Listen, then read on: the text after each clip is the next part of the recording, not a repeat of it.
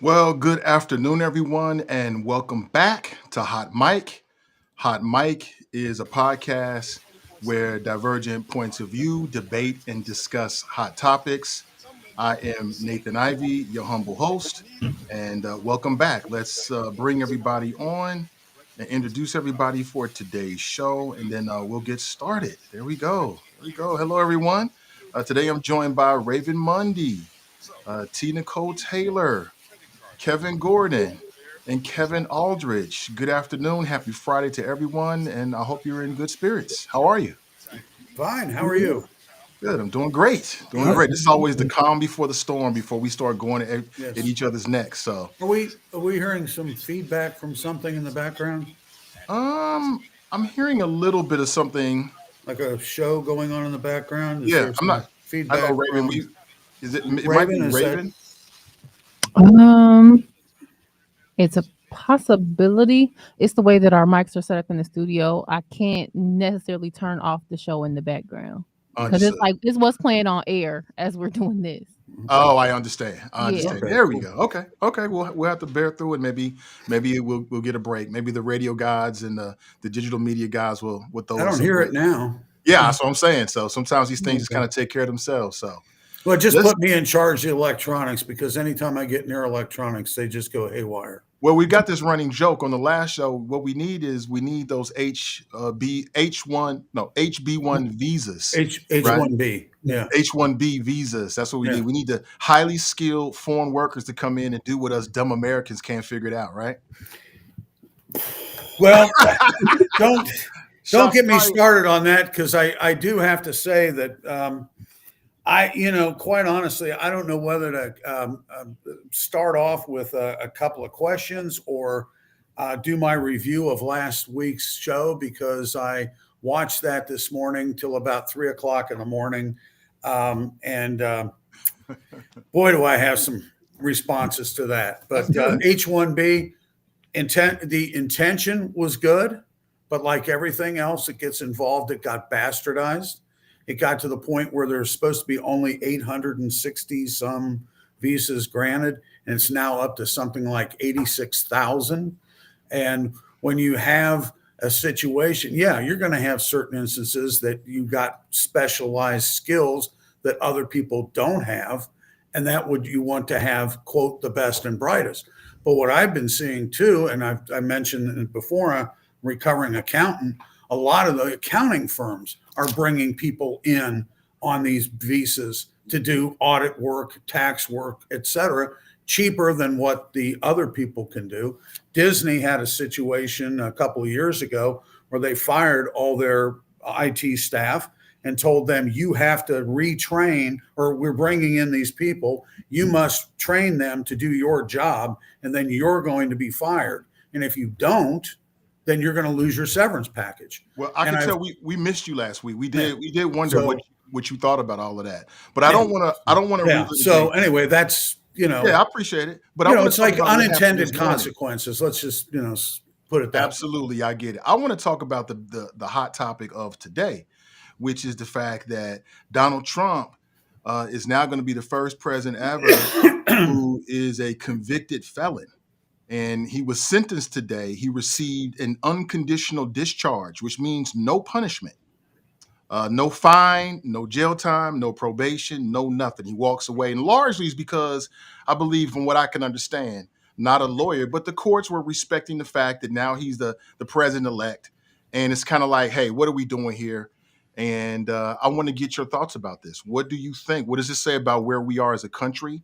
Do you think that Donald Trump should at least have been given some type of punishment? If so, what are your thoughts? Anybody jump in? Absolutely, absolutely not. This lawfare should never have started in the first place. Huh? It's a sham trial. What? And the fact that Judge Merchan didn't sentence anything, he realized that it was a joke, that it's not going to stand the test with the Supreme Court eventually. And I would take my legal advice from Jonathan Turley or Alan Dershowitz more than I would take any of the talking heads on any of the other stations. He said from the start that this was a sham trial. There's no basis in fact. How do you take a statute that doesn't even, not even a state matter, that's a federal matter, turn it into a state matter, and then bump it up? It's ridiculous. Anybody want to jump in? Meant to keep him off the ballot. It was meant to destroy him, to bankrupt him. And when that didn't work, they tried to kill him. So who is they? Well, we still don't know anything from the Secret Service in terms of, what happened in Butler. We don't know all the things about Ryan Ruth and how a man who's he doesn't have two nickels to rub together can travel all over the world and be involved in different things around the world, have 18 different cell phones, 17 of them belong to him. And we don't know conspiracy theories. I don't know if it's conspiracy theories, but, when you've got the Secret Service that doesn't scan an area, that doesn't look at an area where the paparazzi hangs out, and it's 300 yards from where the president-elect is coming, and they don't have that area secured, and they don't even pay attention to it to make sure that it's secure. Yeah, I don't know. Well, Kevin, I only brought it up because you were talking about this so-called lawfare, which is nothing more than an excuse to allow Donald Trump to get away with his many crimes. He's a con man. We all know this. But then you jumped and said, no, he's not a con man. He's not a con man. He's not a traitor like Joe Biden. Oh, he's certainly a traitor. But it sounded like you were connecting these cases to the assassination. I'm like, I haven't seen that evidence. So that's why I pressed you. Bottom line is they tried to jail him. They tried to bankrupt him. Who is they? And they tried to kill him. Prosecutors? Exactly. Somebody. Who is they? Prosecutors? Nathan, how in the hell does the Secret Service allow somebody who is not militarily trained to get up on a roof 150 yards from a candidate with an AR-15? That's a fair question. A deflection. Fair question. It's not a deflection. It is. It's not a deflection. If that would have happened to Joe Biden, you guys would have been screaming and yelling up one side and down the other. I know you don't want to talk about it, KG. It's okay. You don't want to really talk about it, but your president made history. He is a convicted felon. And he wears it with a badge of honor.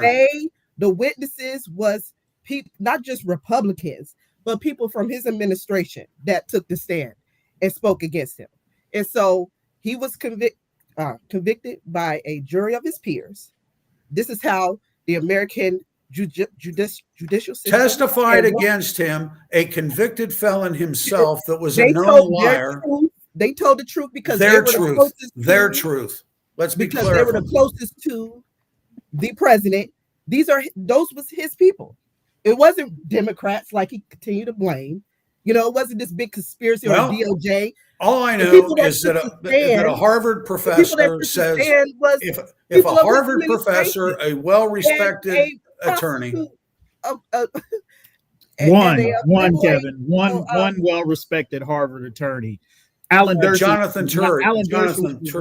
Alan Dershowitz is not the god of legal system, so his opinion is no more valid than any other Harvard graduate. Okay, let's go with Jeffrey Toobin. Let's go with Jeffrey Toobin then. So you get one or two guys. I can find you 5 or 6 other well-decorated scholars. Yeah, and I'll find you 5 others also. So, okay, yeah. so there you go. There you have it. I'll just simply say this: it'll be a footnote in American history. Unfortunately, this is what the system has wrought, and why not a fine? Why not a fine?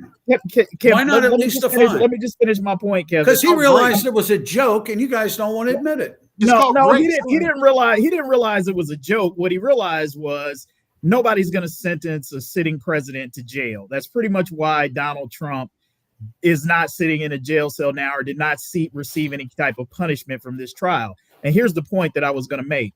Congratulations and kudos to Donald Trump's attorneys and all of the judges that he appointed that allowed the judicial system to delay this court case. And I'm not saying that they did anything illegal or wrong. They did what the system allowed, and they were able to use the legal system and the tactics that are allowed by law under the legal system to delay, to kick the can down the road. Trump had some help from some of his buddy judges that he appointed, and they were able to delay it past the election, and he won the election. If Donald Trump had not won, we might be having a different conversation about the punishment that he's facing. So you don't find it a little suspicious that the number 2 person in the Justice Department, the Attorney General's office, leaves his job to join the DA in New York to prosecute this case. That all of the attorneys that were prosecuting Donald Trump spent time going to Washington and coordinating with the Biden administration in the White House. You don't find that suspicious at all? No, I mean, I imagine that they were gathering evidence. Oh, I see. What evidence would Joe Biden have? Oh, well, wait a minute. Who says Wait a minute. He wouldn't know. Who says they were meeting with Joe Biden? Or gone with dementia. Who said they were meeting with Joe Biden? What? Who said they were meeting with Joe? What evidence do you have that they were meeting with Joe Biden? Have you not seen the logs? Have you not seen the information that every one of them, from Nathan Wade to all these different people, actually went to Washington to meet with the Justice Department? And no, you don't think that was coordinated? You said Joe Biden. What evidence? Well, they did meet. I believe. Well, okay. All right. They went to the White House. They went to the White House. They went to the White House. They went to Joe Biden's White House. Okay. This is a real good spin, but you're taking us way off the subject matter. Just like I think Diana. Well, guys, continue on with your Trump derangement syndrome, and I'll just sit here. Okay. What was the lie? What was the lie? What was the lie? Take us way off into the rabbit hole. Like, just kind of stick to what we're talking about here. Okay. Are you guys aware of the fact that the Congress has a slush fund of millions of dollars that they have paid out in hush money to people that have accused members of Congress as far as this? And okay, that's legal, but somebody who has an attorney that bills him for his services, that pays out this hush money, that as a convicted liar himself, that he says, oh yes, this was a coordinated effort. You think that was justified? Come on, give me a break. You know, if you guys would at least be fair, it would be honest, but you guys aren't. Fair? It wouldn't. So go ahead with your Trump derangement syndrome, and I'll just sit here. I'm just listening to the conversation, and truthfully, Kevin, like, we know you and we know where you're coming from. You're gonna move that goalpost every time. Where am I coming from? You tell me where I'm coming from. You a Trump supporter, so you're gonna move the goalpost every chance you get. And I know that about you. And so I don't have to engage because I know that that's where the conversation leads. Like, you're gonna move the goalpost, you're gonna deny, you're gonna defend, big enabler. Yeah. And we gonna listen to you do so. We gonna laugh, kiki, and then we gonna move on because, as you call it, it's Trump derangement syndrome, and we're okay with that. But my thoughts behind the whole thing is just how it's unfortunate, the situation and the circumstance. But I also think somebody gonna cringe when I say this. I think it might be a good thing that we're watching this happen now because it is giving new definition to, the actual powers that exist within that office. Like, we're watching in real time some unprecedented things, some things that we have never had to deal with before in this capacity. We're watching things become law. Like, I think it was very interesting that, the however you feel about the verdict or however you feel about the sentencing, the judge made it very clear that you are only getting this because you hold that office and because that office comes with a certain level of protection for you. Like, I think it was purposeful that he made it very clear that if it had not been for this office, please believe you would be looking at some real time, dude. Like, I think that, again, because you feel how you feel, Kevin, you might not have caught that part, but I surely caught it. And it was very, and it was very, because, it was easy to catch. It was like playing catch with a 2-year-old. But anyways, obviously you've never played catch with a 2-year-old, but that's okay. Okay. It was very purposeful to me for the judge to have made that statement that, outside of this office, you don't receive this kind of benefit. Good for him. I think that it was very good for him. And I'm proud and I'm glad that his daughter was able to make so much money, almost $100 million, by supporting and working as a consultant to Democratic candidates. That's good. Okay. No conflict of interest there. So your president paid off a porn star and listed it as legal fees. He has denied that. He has denied having sex with her.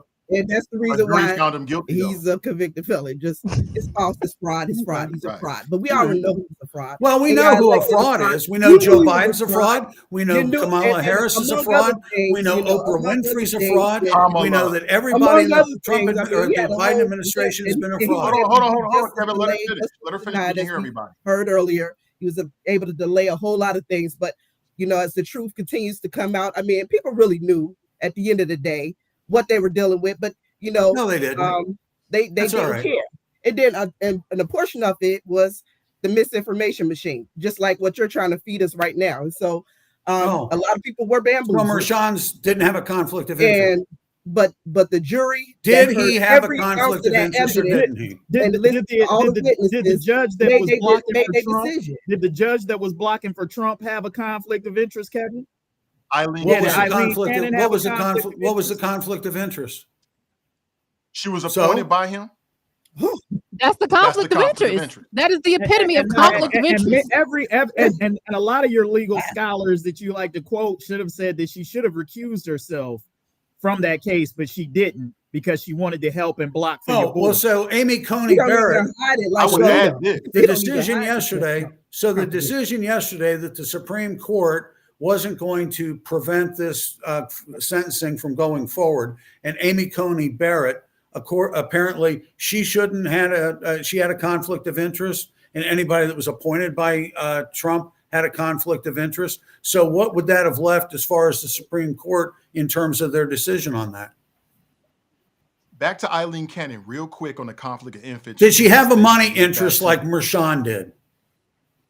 It was interest. been reported that Eileen Cannon was looking to get Clarence a Thomas position got in the money Trump interest. administration. She wanted to run Clarence the DOJ. Thomas what? So that's more of the Clarence conflict of Thomas interest. what? I said we don't have anything to say about Clarence Thomas's money interests and some of the cases that Oh, he's dear God. presided over. You know, this is the thing that is absolutely amazing to me, that any Black American that gets off the Democratic plantation is all of a sudden an That ain't Uncle got nothing to Tom do. I don't care the and fact is, that I and don't is care not a whether Black Clarence man. Thomas was If you don't Mexican, vote for white, me, you ain't whatever, Black. you- If if you you're don't taking vote for money- Kamala, if you're you're a taking money- misogynist. All of y'all are some spineless God. lapdogs. You got to Dear stop. God. You sound like a cult. These What? and that's MAGA. So- I'm not even blaming that on Republicans. You MAGA individuals, So- I don't know where you come from. You sound like a complete cult, and it's crazy. It's A crazy. cult. And your A cult. president is delusional. And I the more see. he speaks on stupid things like So the Gulf of 77 America million and people, wanting to purchase 77 oil, million I know we're gonna people. get into that, but we need to start questioning his psyche. 77 million mental people capacity. in the United Really? States voted More for he this comes. man, and they're all in a cult. 77 million Americans are in a cult. Possibly. No, not Oh, all. not of all. Okay. them. No, not No. all. of them. Okay. Just So, the MAGA ones. Are you guys No. anywhere a bit concerned that we had a president for almost 4 years now who was not in charge? We have the biggest scandal Yes, that has according ever to hit the who? United States, According to who? and nobody seems to be concerned about that. According to who? But I just I'm don't sorry? see it that way. Oh, you don't see it that way. Kevin. I mean, you can look at it that way. No, not at all. He absolutely was in charge. Joe Biden, with all of the political circumstances and dealing with MAGA. You don't think and that his elected mental officials- decline was there? Can I get it out? Can Yeah, I finish sure. the thought? He's- Joe Yeah, Biden. go Can I ahead, finish be the thought? wrong. Joe Biden, in my opinion, did an excellent job per all the circumstances that he was dealing with, and he delivered real legislation that helped real people. And But I want to say What something. real people? Donald Trump His was family? found American. His family? Americans. Through corruption? All kinds of bribery? people.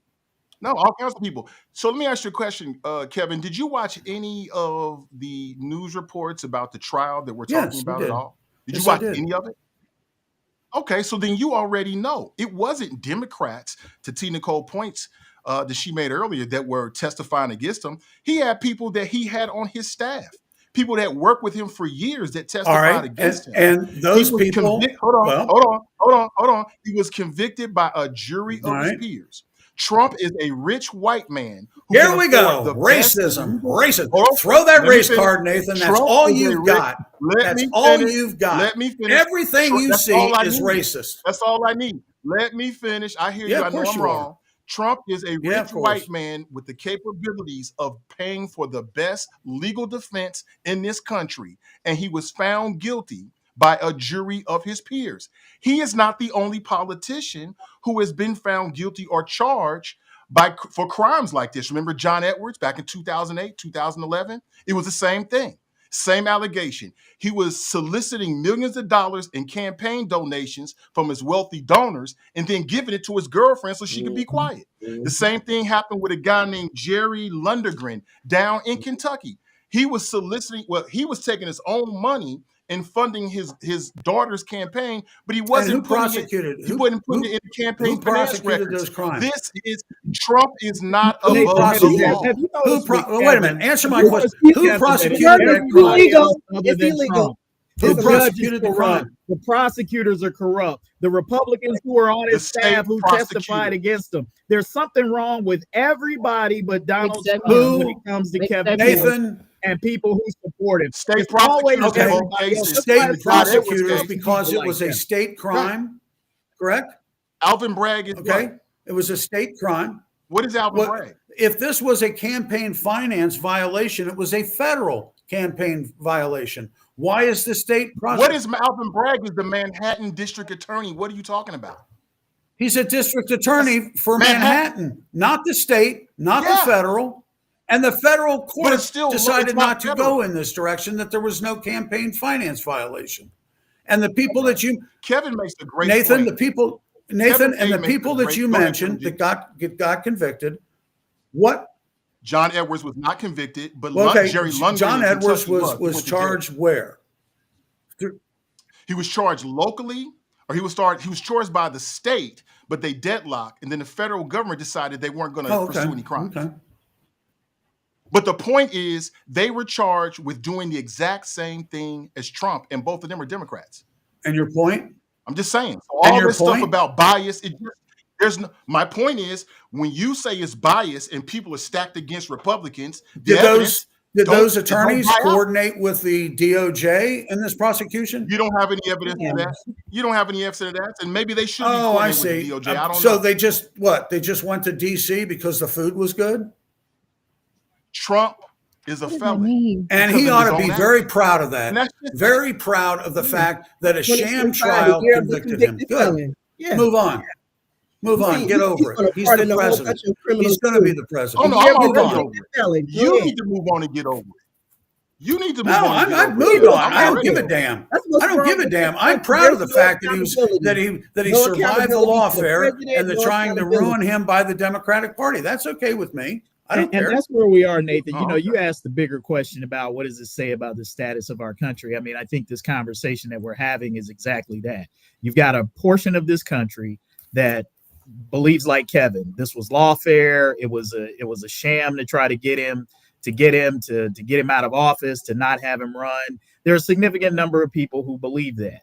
And that is why I said this will be nothing more than a footnote in history. Unfortunately, I do agree with Kevin. It is something that we have to move on from, because continuing to sort of have a conversation about it is pretty fruitless. He's not going to jail. He's not going to pay any penalty behind it. He's already the president of the United States, and the people have enough people have decided that this did not matter enough to them to. I mean, we knew he was a convicted felon when he was on the ballot. So this is what. No, he wasn't. 70, as they said, this is what 77 million Americans chose. He was not a convicted felon when he was on the ballot.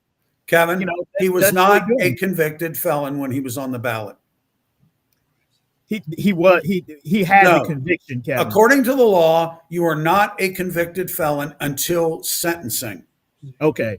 Well, the jury found as him, of today, he is a convicted felon. The jury found him guilty. He was guilty of the crime. He was found guilty of the crime. And the judge has the discretion. And the judge has the discretion at that point to toss that. He's convicted now. He's convicted now, and people knew that was going to be the likelihood. Look, it was inevitable that the judge during sentencing was going to verify the conviction. That was never a question of whether or not that was going to happen. The question was whether he was going to go to jail or not. So my larger point is the American people knew what they were buying in the election, and it didn't matter. Yep. And that's just the bottom line. So if you're a felon, aren't you prohibited from going to certain countries? Well, I would assume that would not apply to the president. I would assume that exercising his duty as commander in chief and head of the U.S. government would prohibit that from being enforced. Oh, no, wait a minute. Convicted felon, there were no restrictions put on. I think that's what, put up that clip, Nathan, that you had the headline there or something, that it was because received an unconditional discharge. Because usually in the sentencing phase, they say that if, as a convicted felon, you can't own a firearm, you can't, you're subject to searches, you're subject to a certain amount of probation, you're subject to, I can't travel, and you can't travel out of the state or any of those sort of things when you're on probation. And with this unconditional, I would assume that would mean that nothing, basically all it is a felony charge, boom, and that's it. Because I've seen documents from employees that have brought these things in terms of, okay, yes, if you hire me, this is what I can do and I can't do. And I've seen the list of things that, they not supposed to be around other felons. You can't own a firearm. You're subject to any time the probation department decides they want to show up to your house to search for any drugs or anything. You're subject to the drug testing and all that. I'm not sure about that, Brother Kevin, because I'm reading here, and particularly Canada does not allow felons. Even a single conviction from a long time ago can result in a felon being denied entry by Canada. So that whole deal trying to purchase Canada may not happen.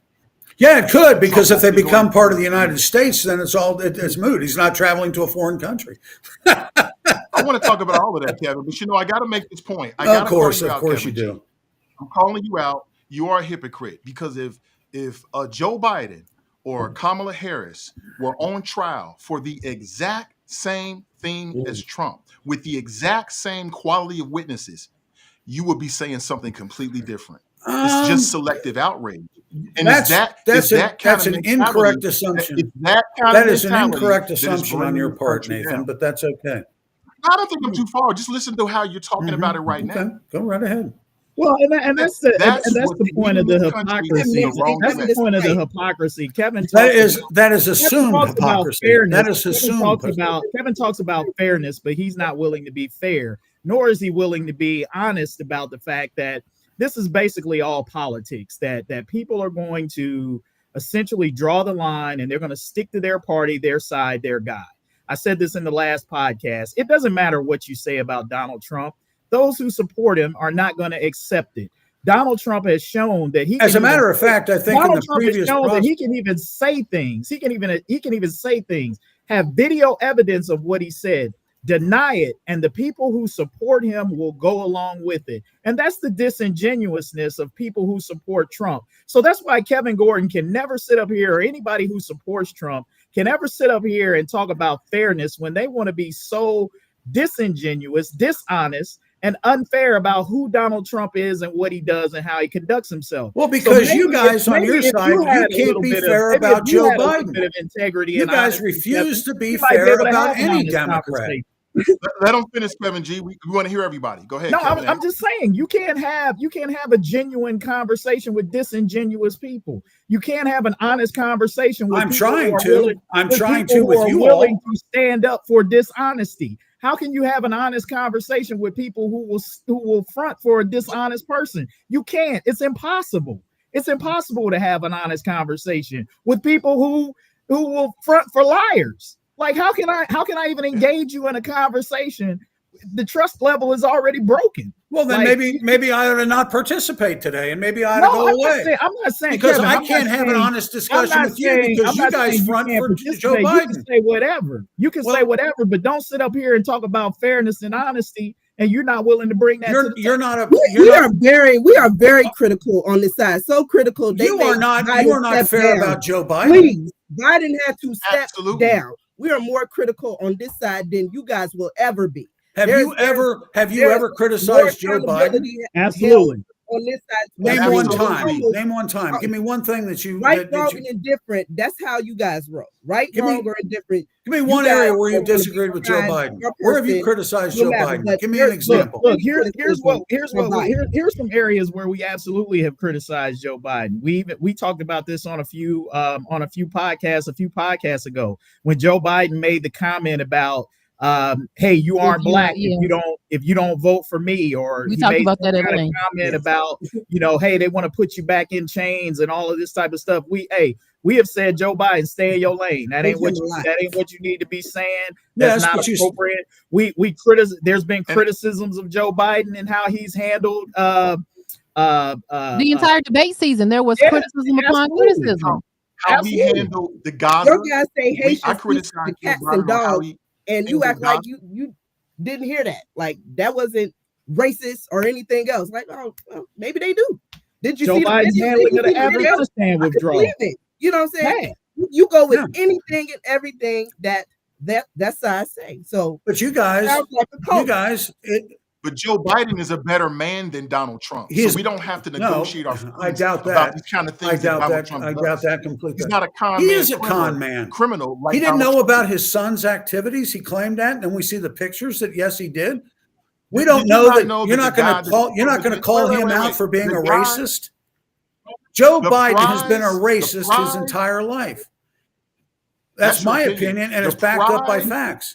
And as a matter of fact, so Kevin, you're willing to say, wait a minute. 2 years, the Republicans in I'm willing to say that damn near everyone in the Democratic Party has some very racist leanings. The Democratic nobody in the Republican Party does. Nobody in the Republican Party does. We getting off the conversation. So Kevin, does anybody in the Kevin, does anybody in the Republican Party have racist leanings? Does anybody in the Republican Party have racist leanings? Going down the any of the people that I've talked to, any of the people that I associate with, I can say absolutely not. And the only one. No, I didn't ask you who you associated with, Kevin. I'm asking you. You're saying that. Wait, Kevin. Wait, let me ask you this. How many people in the Democratic Party do you associate with? How many people in the Democratic Party? Yeah, how many people in the Democratic Party do you? 1, 2, 3, 4 right now. No, but I'm saying no. Listen to what you just did. You made a declarative statement about racists in the Democratic Party that you don't even know. You want me to name a few? But when I asked you about the Republican Party racism, you want to shift to, well, those who I know person. Well, what about the ones you don't know? All right, throw out a name. One damn Democrat that you're talking about. Give me a damn name. Give me a damn name, Kevin. Donald Trump. Donald Trump is not a racist. That's a lie. But go ahead. Number 2. Give me an example, Kevin. Kevin, shut up and give me an example. No, hey, listen, Kevin. You interrupt everybody when they're talking, so I'm gonna interrupt you. You know what I'm saying? You don't get to say whatever you want to say and then jump in on other people. Name a name. This is not the Kevin Gordon show. You're welcome to go back to the trucking show where you're in control, but on here, everybody get a platform. Name a name. If you're going to interrupt, I'm going to interrupt. So we can all be respectful and give each other 2 minutes when we got our chance to speak uninterrupted, and then you get your 2 minutes. But you can't tell me to shut up when you jump in on everybody else. Name a name. I just gave you a name, Donald Trump, and that's the person we're talking about. You brought up Ukraine. If there was any evidence that Biden did anything wrong with Ukraine, it would have came out. Go back to names to names.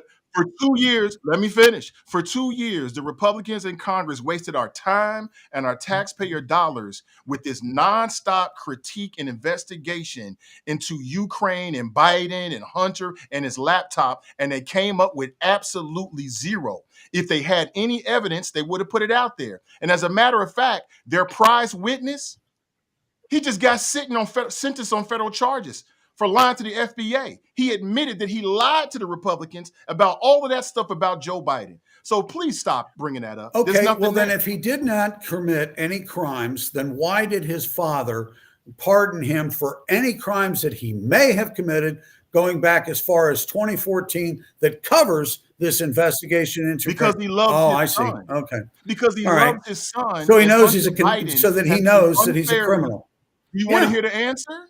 He loves his son, and Hunter Biden has been unfairly targeted by the Republicans and also by the Republican special prosecutor. And he knew that with Trump coming in, it would be a So are you deflecting now? Joe Biden Let's go back to my question. He's lost his wife. He lost his son. He suffered enough. Oh, Leave the man yeah. alone. Okay. Yeah. And leave him alone with his dementia. Kevin, name me another name. Give me another name. And if you flip this, here's Give the me difference a between name of a racist in Kevin. the Republican Party. I'm gonna, All right, I gave Donald you a Trump, I name. deny it. Give me Here's the another one. difference. Give me Here's the another one. You want me to give difference you a between list of? you You want and me to give a lot you? of people. And I'll You want me just to say give you a myself. list of Democrats that are racist? The difference is, here's the difference. If Joe Biden had been accused of this stuff that Trump did with the hush money trial, and they had the same evidence, I'd be at his neck. I don't care if you're a Democrat or not. Right is right and wrong is wrong. If you do the crime, you do the time. You're the one who's caught up with the partisanship, not me. Okay. Yeah. I don't care who you are. If you commit the crime, you go right jail. ahead and keep throwing out the lies, Nathan. I love it. All right, give me another name. You want me to give you a list of Democrats? You want to give me you want to name some racists? What about your boy Steve King? Steve King? Yeah, he's not a racist. I don't know. All right. I'll give you a name. Hillary Clinton. I'll give you a name. Hillary Clinton. Hillary Clinton. I'll give you a name. Hillary Clinton. I'll give you a name. Bill Clinton. Yeah. All right. Hillary Clinton. Kevin is calling himself naming racist Democrats. That's what he's doing right now. Okay. Hillary Clinton. Yeah, I mean, I'm trying to think of the guy, but who was the guy that was like, we don't want to help black? He almost said black people, but he was like, we don't want to help black people. You know what I mean? Who was that candidate? I'm trying to look it up here, but Hillary Clinton. So while you're doing that, let me add something to the conversation. What do you guys think about? So you're not gonna respond to Hillary Clinton being a racist, Bill Clinton being a racist? How about Robert Byrd? What do you? By the way, let me ask a question. Let me ask a question from last week. They've definitely said some things that have rubbed. I don't want to get into a question from last week because we got a lot of stuff. I will acknowledge that. What? I will acknowledge that. I don't want to get into a conversation Nathan, about if you're going to be last screaming, I can't hear. We got a lot of stuff on the table for today. Will you allow Kevin to say something? No, I just said said there's no question that Bill Clinton and Hillary Clinton have said some things that have rubbed black folks the wrong way. Just like the example that I gave you about what Joe Biden has said. Look, if you want to get right down to the brass tacks of racism and prejudice that exists in white people in America, regardless of party, we can have that conversation if you want to have that conversation. Then why are you still part of the party that is the because I'm part of America, and there is no party, there is no party that's free of racism in America. Well, the Democratic Party is the party of racism, so go right ahead. What's your next question? What's your next topic, Nathan? Let's get onto that. So, by the way, last week, I believe, Kevin, you made the comment that something to the effect of the people that voted for Donald Trump were mostly racist.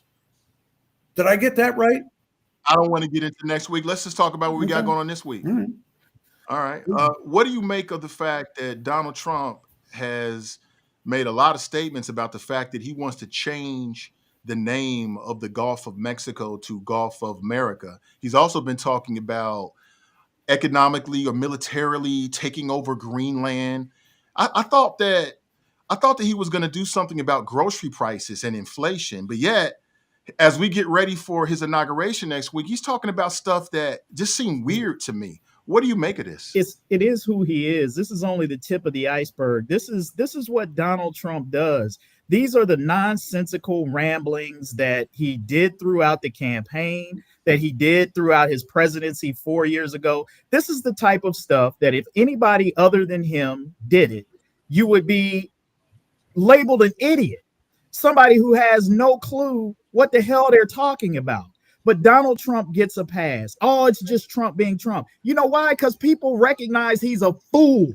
They know he's a fool.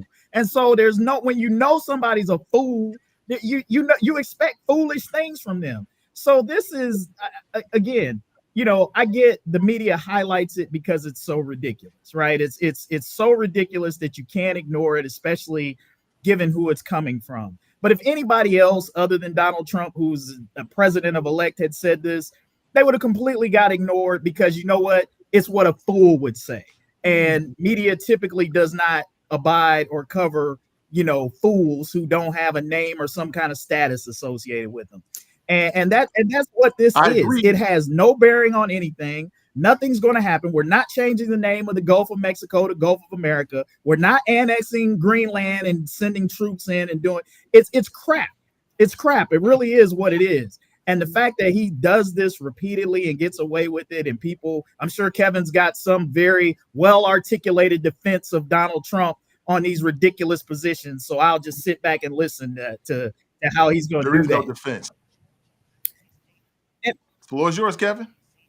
Anybody else got anything to say? Ridiculous? Any other ridiculous comment? We want to hear what you got to say. We want to hear feel what like- you got to say. Number one, if you go back to the comments when Justin Trudeau was down there in Mar-a-Lago and talking with Donald Trump, and he talked about the $100 billion a year that we send to Canada. For what reason? Why are we sending them aid? Why are we sending them information? And he made the comment off the cuff that if we're going to do this, why don't we just annex you as the 51st state? We could divide the country and we'll give you the title of governor of Canada or one of the provinces, which was a joke. Okay. But it's the media that went with this. And as a result of that, Trump has been trolling this along the way. And of course, you had, I think, a clip and the crap or the stuff that you sent that this, what is it? Not prime minister, but member of parliament or whatever got on there and ran it for a while. But what has happened? Trump has talked about energy independence and working with a relationship.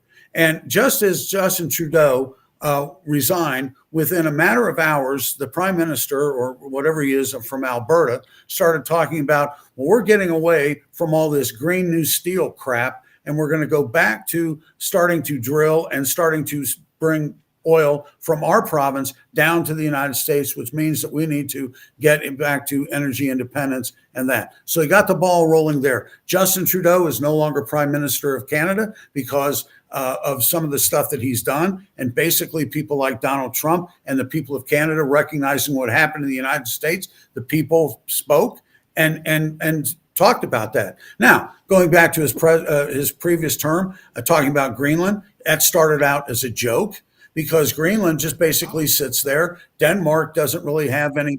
Just basically sit on the tectonic plates. So anyway, when you look at one of the reasonings behind that, because the nuclear icebreakers from China and from Russia are now able to break through some of that ice on the Arctic Circle, that opens up merchandise channels, shipping channels for them, as well as their military item and their military fleets. So we have a situation where China is one of the largest navies now, and they're starting to threaten countries like Taiwan and other countries. And so it's time that somebody call them out on it. And to have these these ships patrolling around the United States or on the Western Hemisphere. I mean, go back to the Monroe Doctrine that was in a place and still is pretty much effective or should be in effect, where we don't let people from in Europe meddle in our affairs. Okay. Now, as far as Greenland is concerned, yes, it would be a strategic. You already spoke about Greenland. What about the Gulf of America? What about that? Is that just? Well, I think it's kind of funny. I find it hilarious.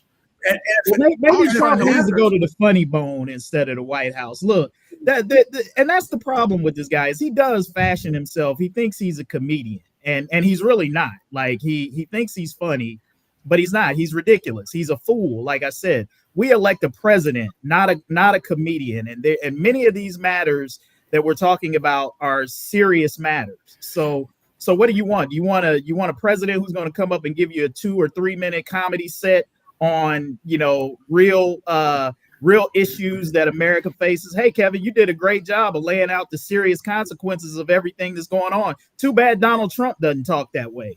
Instead, he'd rather get up there and do We Got Jokes. Me and my wife do dad jokes every Wednesday. Maybe I should invite Donald Trump to come on and do some dad jokes with us, because it's about as funny as some of that stuff. Well, he initiated the conversation now, didn't he? And Justin Trudeau, because the people up in Canada woke up and said, gee whiz, a convoy, truckers that protest certain laws are arrested and thrown in jail. This isn't how we run our country. And Justin Trudeau started losing the faith of the Canadian people, and he's out on his ass. Now the people there are saying, you know what? This Green New Steel crap is for the birds. It's unproven technology. There's 1,600 climate scientists that have said that there is no climate emergency. And yet we've got Bill Nye, the science guy, who isn't even a scientist, saying that, oh, we've got global warming and climate change, which is a lie, is a farce. And no, it isn't. Well, if it is, it's not man-made. It's a natural occurrence. But it's not a natural occurrence. It's being impacted by what we're doing as human beings. This is all it's not. No, it's not common knowledge, Nathan. If you do a little bit of research on that, and if you read the documents, I'm sorry, it's common knowledge on Earth 1. No. Who says that? Who says that? Do you realize the report that you guys always quote?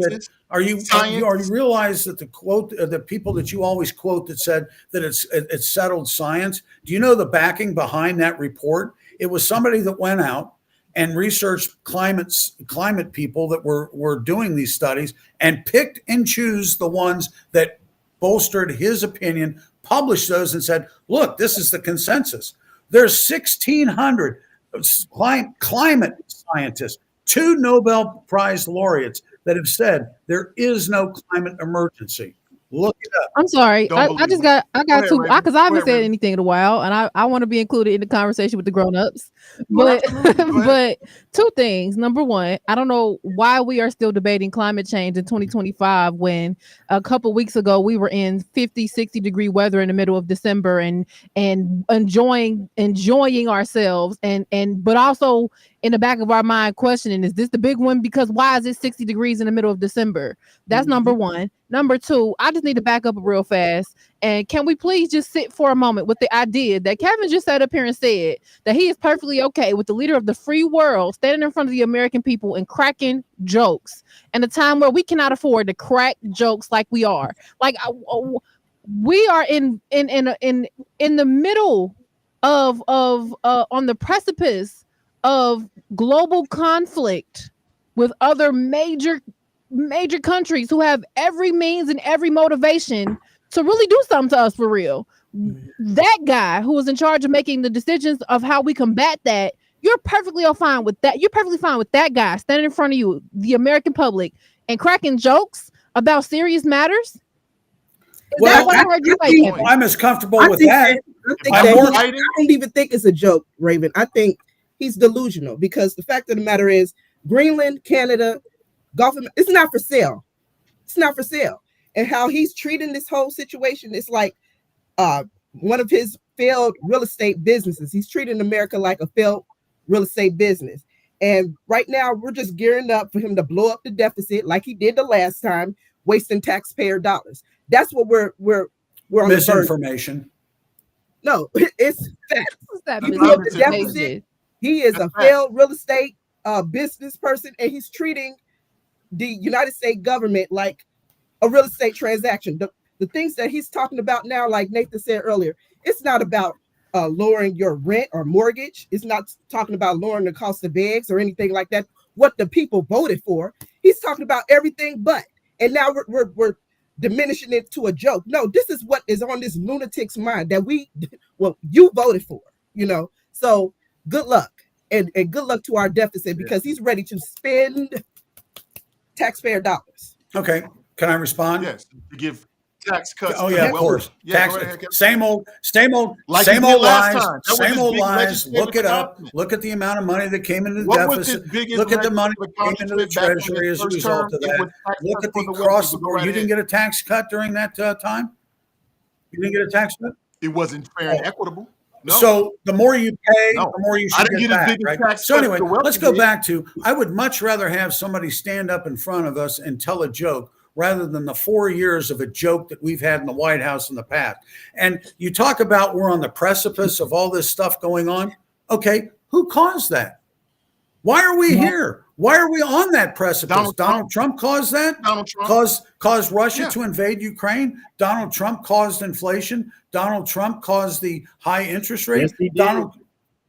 He did cause inflation with the tax cuts to the rich. I see. Had nothing to do with the stimulus package that, what was it, the America Recovery Act that he was warned that was going to happen? Simple economics, supply and demand. Okay. Yeah. All You right. can't blame it on really any administration. That was I see. Okay. natural disaster. Okay. Nobody could So foresee. the fact And that so the okay. fact that the United States bounced back better than any other country, that's something to be commended by this Biden administration. Not by the Biden After administration, a by the global American people. pandemic, yes. It was the American It's when By the people. Biden So It when was so the when American so people. when the administration does something that you like, it's not their fault. It's the American people's fault. But when they do something that you don't like, it's the administration's fault. All right, now let's go back to inflation, okay? it's kind of Okay, so I guess we're just not getting Because into if you that. guys are going to skip We're just not around, going to answer that question. Okay. let's be fair here a second. We've got a situation where it's 4-on-1, okay? So Yeah, if okay. you And you're doing a good Yeah, job, thank you. bro. Thank you. You I got big appreciate broad that. shoulders. You No, I got do. I do. And now, and because I have the facts on my side. Now, if you go back to inflation, Absolutely if you not. go back to inflation, You got what was the bluster on your inflation side. rate under Trump? Okay. Negligible. Then what did I all don't right, even okay, know. of course It you don't doesn't know. really matter at this So point. when Biden came into office, what was one of the first things he did? He killed the Keystone XL. I also don't know the temperature on July 7, 1787, but who cares? I can look it It's up. irrelevant, Hey, you waved your right? phone last year or last time, and you said, "Hey, I'm not going to do this for you." You look it up. So go ahead and Trump look it up. handed a All right. greater economy So, from Barack now, Obama. All right. So now, first day in office, he kills the Keystone XL pipeline, throws all those 10,000 workers out of work, Joe Biden, and kills the Keystone XL pipeline, stops drilling or doesn't allow permits in the Gulf, doesn't allow drilling in Arctic, Kevin. doesn't allow some of the Kevin. the leases to go through. Kevin, I'm Okay. using my inside voice. Can I just appeal to Yeah. you real quick?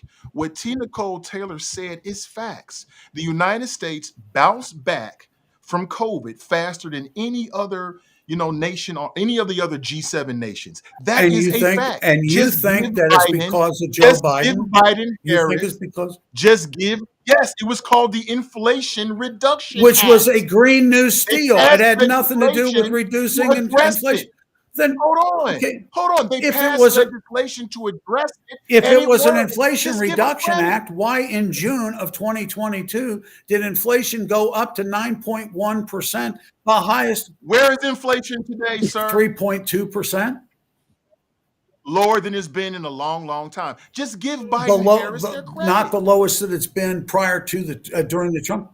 What Just was the give Biden what and was Harris the their inflation credit. rate during? He can't do What it. was it? It's Incapable. irrelevant.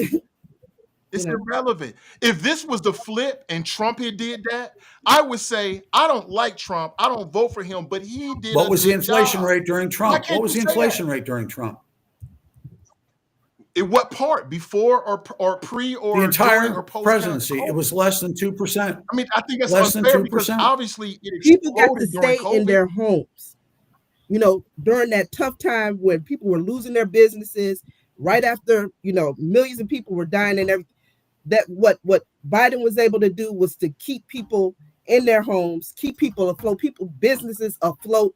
And so people were able to survive during very, very tough times. And then for our economy to bounce back the way it is, for people to look at their portfolios and it's still, doing good. This is great. And Trump is inheriting this. Let's see what happens. The only way with inflation to come down, people are going to have to start losing their homes. It's going to have to be some foreclosures. It's going to have to be some pain. That's how the economy really works. For prices to come down, there's going to have to be significant loss. No. Can we just be honest about? If you can we guys just be would quit honest about interrupting, this? I'll give you how it happens. Okay.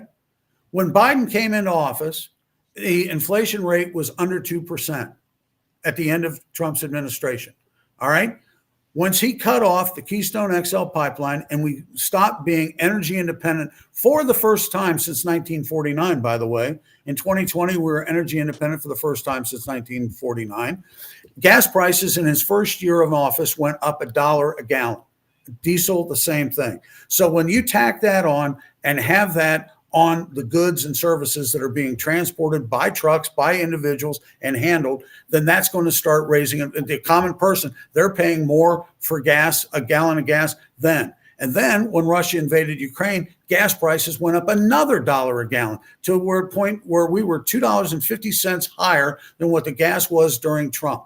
And so then when you have that amount of money going into the as far as being cost, as far as the economy and towards the cost of transporting eggs, lettuce, everything along the line. That drove up the inflation to the point where it was 9.1% in June of 2022. What was it, 4 months after Russia invaded Ukraine? And it was the highest inflation we had in 40 years back to the Carter administration.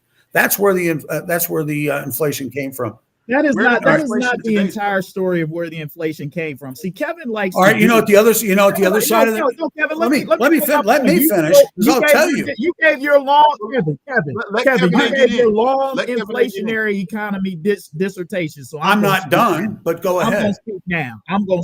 I'll bring it right back to you, Kevin D, after he finishes. So Kevin G wants to make you think that inflation is one or two things that contribute to those numbers, and that's why it is. Look, let's just say the biggest cause of inflation at the beginning of Joe Biden's administration was the pandemic that Donald Trump bungled so terribly.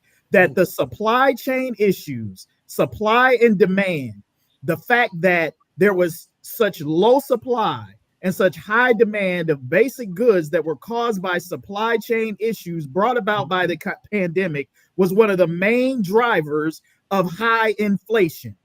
Period. You can talk about the Keystone Pipeline. You can talk about all of these other things. Yes, they may have exacerbated it, but at the root of the inflationary increase was the COVID pandemic and the supply chain issues that it created. Now, you want me to give you the other side of the inflation? Okay.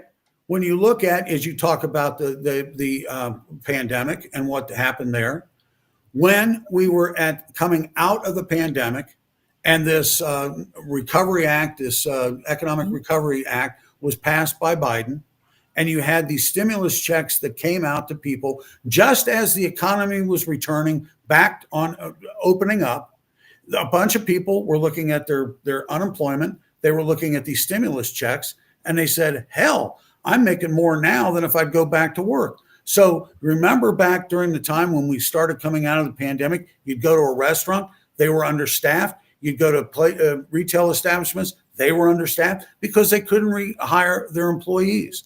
And because people, and then when you throw stimulus checks, then when you throw stimulus checks in on top of it, and you look at what happened as far as, who did the first stimulus checks? They came under Trump, and I agree with that. Added. I'm sure you do. Yeah, one of the things that happened as a result of that was that I'm sure, Kevin, you worked from home during that period of time, so you were making a salary, which is great. Plus, you started getting stimulus checks. And a lot of people that got those stimulus checks said, hey, you know what? I'm going to have to work from home here. So I'm going to go to Lowe's. I'm going to go to Home Depot. I'm going to buy materials to spruce up my home since I'm spending so much time here.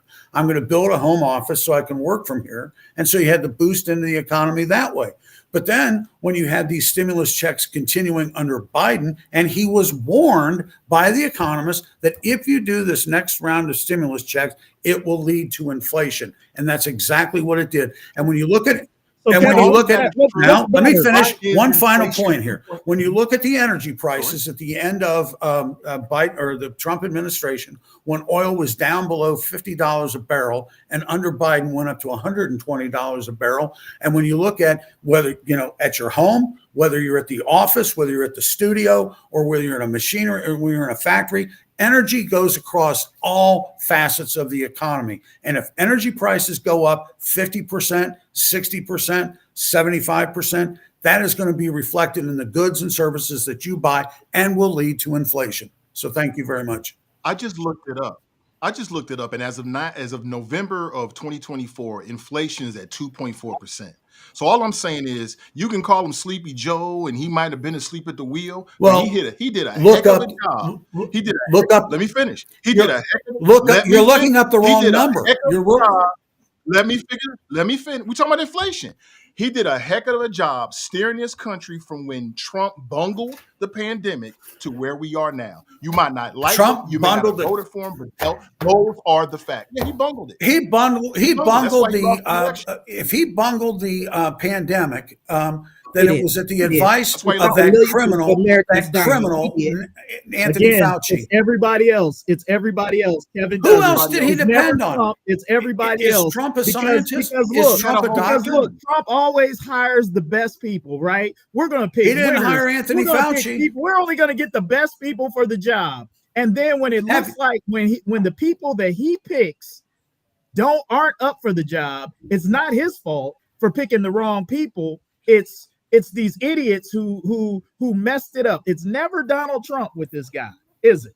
Never is. Man, I wish. Who was in charge of the medical advice during the pandemic? I wish I got that. Donald Trump. I wish I could make Donald Trump was in charge of the medical information. Somebody would come in and say, and somebody would come in. When you guys are finished lying, then let me jump in here. Donald Trump was the president. It all falls on him. That's the same thing you do with Joe Biden. Anything that goes wrong, just like with this California wildfire, all of a sudden it's the governor's fault. It's every Democrat elected official's fault. That's the partisan game that gets. But it ain't climate change, so it is what it is. Kevin, you're gonna have to get off that denial train. You know what I'm saying? Listen, this has been a spirited conversation, but I want to switch things up. We've been talking a lot of politics. There is a video that has been circulating. It's of more of a relationship nature. Are you serious? You're going to go there? I'm going to go there right now. Let's go there right now. Things have been hot. I want to slow things down a bit. I want to play this video, and then I want to get your reaction from it. All right? We'll come back, Kevin. I know you want to get. Well, first of all, before we go to this, hey, by the way, you mentioned Idiocracy the last time. Okay. Yes, I did see that movie, and I see the parallels from the Democratic Party. You see it from a Republican Party, but that's okay. Stop it. All right. Now, this video that you're going to show right now fits right in with Idiocracy. And by the way, if you look at the core inflation, the inflation that what is it? The PCE, the public core inflation that the people pay. That is what the Fed looks at in determining what they determine as far as inflation is concerned, and that is 2.8% to 3.2%. The overall inflation rate itself was 2.4 the last time, but then when you do the core inflation that pulls out energy and food, it jumped up to 2.8%. So. Still looking good. No, it's not down at 2% where the Fed wanted it to be, but go ahead. When was the last time it's been there, though? Under Trump. Oh, I don't know if that's true. Oh, okay. I have to double check. Hey, as you said last week, you have this in your hand. Look it up. I do. All right. I will. Thank you. All right. Before we move on, Raven, you want to get anything on this topic before we move on? No. Nope. Good. All right. Let me play this video. It's about a minute long, and then I want to get your reaction on it. How old are you? 44. How old are you? 44. 41. And how long have you been together? 10 months. Being that you're in your 40s, do you plan on getting married one day, or is it just more of like a long-term partnership kind of thing? No comment. You never know. I can't say that. I can't say what the future may hold. But I know right now we dating, we in a relationship, we figuring it out, we pushing forward. Okay, so I want to interject real quick. There is going to be some extreme language. Okay, so that's not something typical for this show, and I want to adhere to that. But just for this moment, I didn't get a chance to edit this, so you are going to hear, for parents out there, you might have little ones with you. I know it's a day off today. I have a son that's home today, so I just want to give you a heads up. You might want to have them step out of the room for about a minute or so. But I can't okay, so I'll give you enough time. I can't say that far. So if she got down on her knee right now and said, "Will you marry me?" No, you're moving too fast. I can't do that now. Hold up now. No. What's the hesitancy? Right. No. But first But you know what's the hesitancy? First of all, you want to know this on podcast? I've been married for 15 years, and then I got out of this shit for a whole motherfucker. I only been divorced for damn 2 years, and then I still got to. But at the same time, I got to still heal. I still got to goddamn. No, I'm gonna hear. No, I'm telling real shit. No, since you want to hear it, I'm being real. You know, I'm just being real. When you know you're ready, you're ready. You ready? It don't matter whoever they're with, whether the first, second, third, fourth, fifth, or whoever you with, you're gonna learn it and you're gonna know it and you're gonna just get with it and you're gonna love it and you're gonna say, I'm gonna respect it, and that's it. Goodbye, good night. Thank you. How old are you? Now, I would encourage people to check them out. It's called The Desirable Truth. They have a YouTube channel. They're on a lot of different platforms. They've been doing this for a while. They do a lot of street interviews and asking people about their relationships. They do some good stuff if you like that kind of content. So check them out. But I'm gonna make a strong statement. You tell me whether you agree or disagree, because people have been debating this and talking about it, and it gives us on Hot Mic a chance to give some hot takes about something other than politics. But after I watched it several times, it was clear to me that the female, she needs to be a bit more emotionally mature. I don't think that the brother said anything wrong whatsoever. And I've been married 20 plus years. I can only imagine if I get divorced and how I might feel about getting married again or whatever. And I think this is a dilemma that a lot of women and or people in general may find themselves in, where you meet somebody who basically who just got out of a long-term relationship and are not in a place emotionally to make a long-term commitment. So if anybody is wrong, I would say she is wrong. But what do you think? I think she did the right thing. She understood that this guy's not ready for a commitment, that he's still suffering from whatever trauma his previous wife had. And most women don't want to be involved with somebody else's drama. And so she walked away. I think she did the right thing. Well, one, Nathan, for one, I felt like you were coming for me because I'm in my 40s and single, not married. I don't know what this is all about, but no, seriously. What I viewed from that situation, kind of just like what you just said, the girl the woman, she looked kind of surprised by his answer. And at that age, you need to be coming in the door, kind of laying down what you want. If marriage is your end goal, then you should be letting people know, like, you got 6 months to a year. And, if this isn't going anywhere, I don't have a lot of time to waste on you. But for some people, and I agree with what the guy said as well, he was telling his truth. When you know, you know. And so if he was really, really feeling her, that question would be very easy to say. It's been people that, approached me and felt like, okay, you the one. But that doesn't mean I feel that way about you. So it's just like, it's not going to go anywhere. And so, some people kind of check all the boxes. And it might just be one or two things that, like, I just can't get with, but we can have a good time right now. You know what I mean? But for the most part, I just think that she was caught off guard by that and was revealed some real truths and now has a decision to make. And if people were honest from the very beginning, what they're looking for in the very beginning, you wouldn't have people wasting their time. Yeah. I agree with T.Nicole that, a lot of times in relationships, you can have a lot of surface dealings and a lot of surface conversations. And I think that, particularly at that age, if that's what you're looking for, if you're looking for a long-term commitment or a marriage, I agree. Those are conversations that you don't want to have necessarily maybe right off the bat, but they indicated they had been in that situation for 10 months. If you're dating somebody for 10 months and you haven't had, like, at least halfway through that conversation, like, hey, where is this going? Like, are we just kicking it, or is there some long-term? If you're 10 months in, this is the only area where I would say she's wrong. If you're 10 months in and this is a revelation for you, that's on her. That's her fault that she was surprised by that. Because in fact, 10 months in had been an indicator to her that this dude ain't really quite on that level yet. And so I get it. She's 3 years older than him. She's 44. He's 41. And, men are on different clocks than women are, biologically and in a lot of other different ways. So I don't know what she's looking for in terms of, family. Maybe she didn't want any of that. I don't know. But I'm just saying, like, and especially a man coming out of a divorce that's not 2 years old yet. I don't know any man that's going to come out of that situation that's going to be eager to jump right into, I've had family members, I've had brothers who've gone through divorce, and they're not looking to, like, jump right into something, a year, 2 years, 5 years down the road. You know, it takes a little bit of time, I think, for men to kind of bounce back and get into that. I mean, if you think about what it takes for a man to make that commitment to begin with, and then you make that commitment and then it goes bad, right? It ends in divorce. You know, you're not going to be, you know, too keen to jump right back into something like that. So I can kind of see where he's coming from.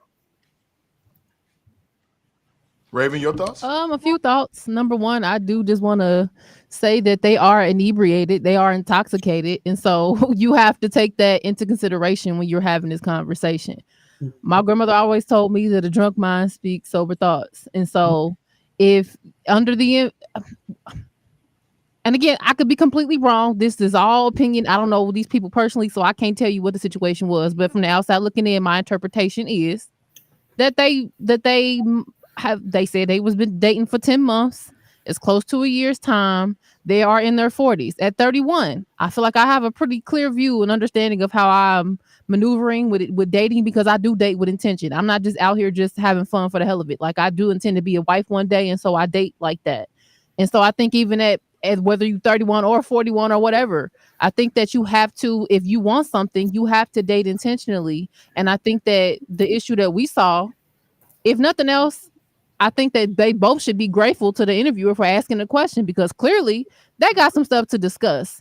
10 months, like Miss T.Nicole and even Kevin, both Kevins, like they said, certain conversations are too important to just put off.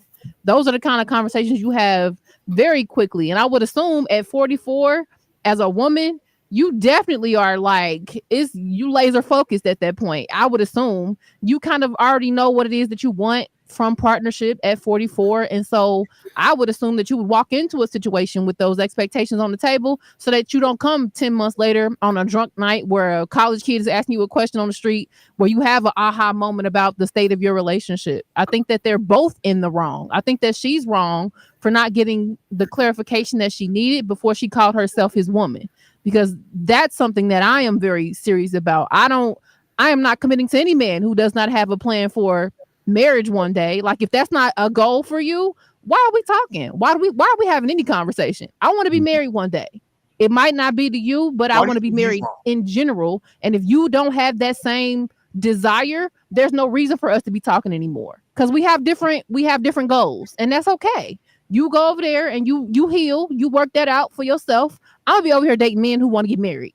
And I don't think that there's anything wrong with that, but I also don't blame that man for not wanting to jump into something. Like he said, he is. Raven, why do you think he's wrong? Yeah, I'm explaining. I think that he's wrong in the sense that he is in a committed relationship, if that's what they're calling it, and knowing that he still has hesitations about things that she's already, what I feel she probably did already kind of let him know, like, this is where I'm headed with this relationship thing.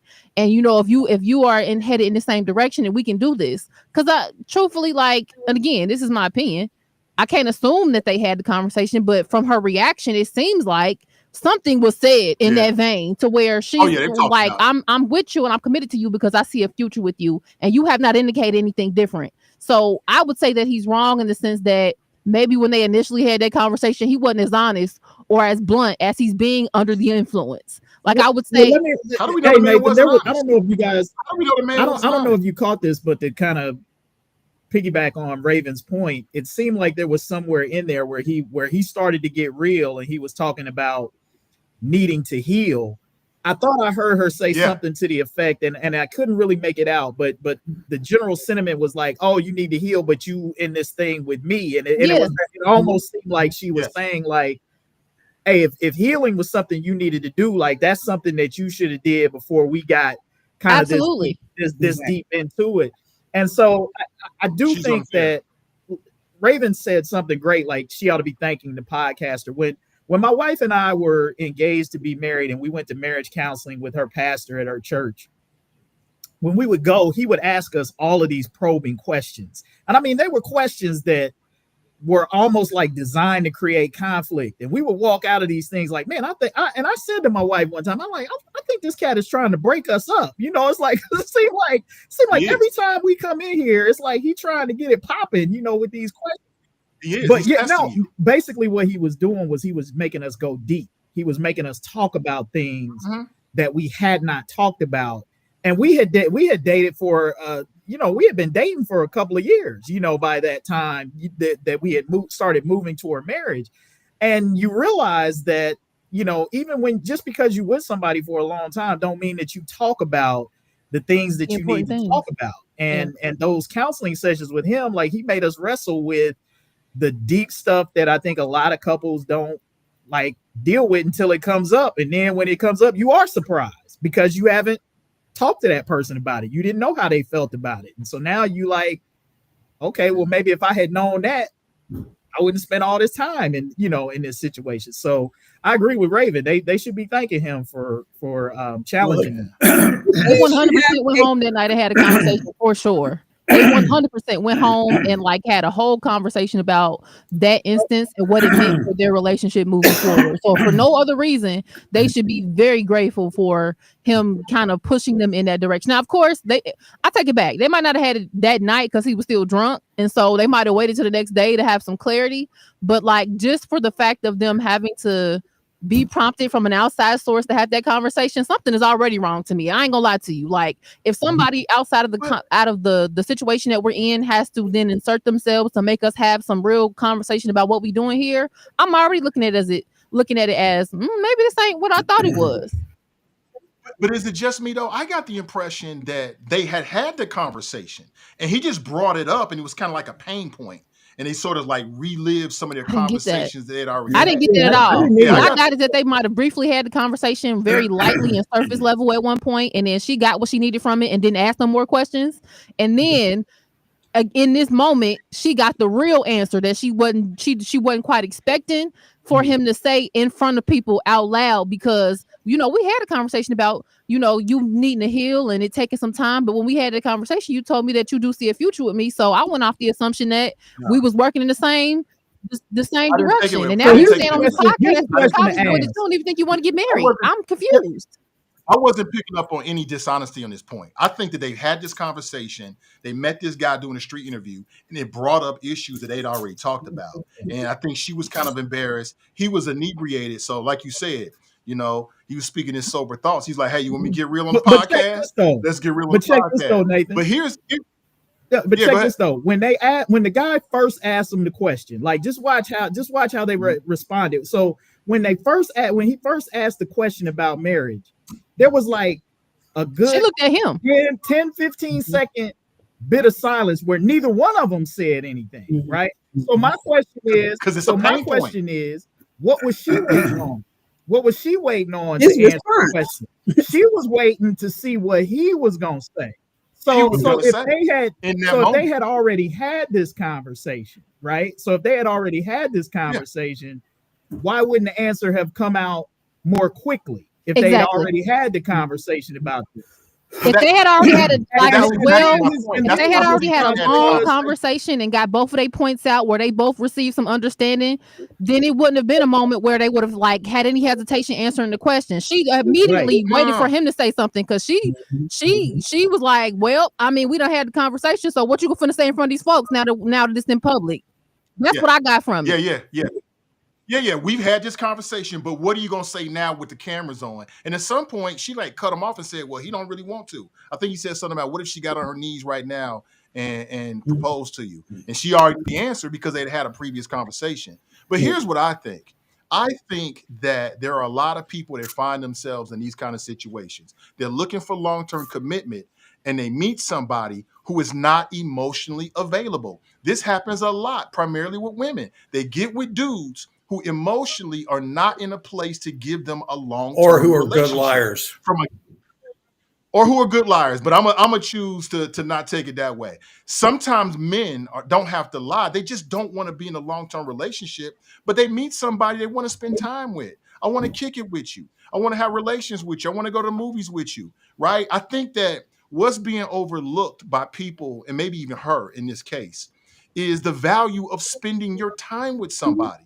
So if I'm spending time with you, we spend our weekends together, we going on trips together, that's valuable. It's not just all about where it's going. It's right now we're here together enjoying our time. And I think too many people overlook that. I think the brother has told her many times, I'm not ready. I just got out of a 10-year relationship. I'm still hurt. I'm still healing. But now they probably had sexual relations. They probably got some feelings going on.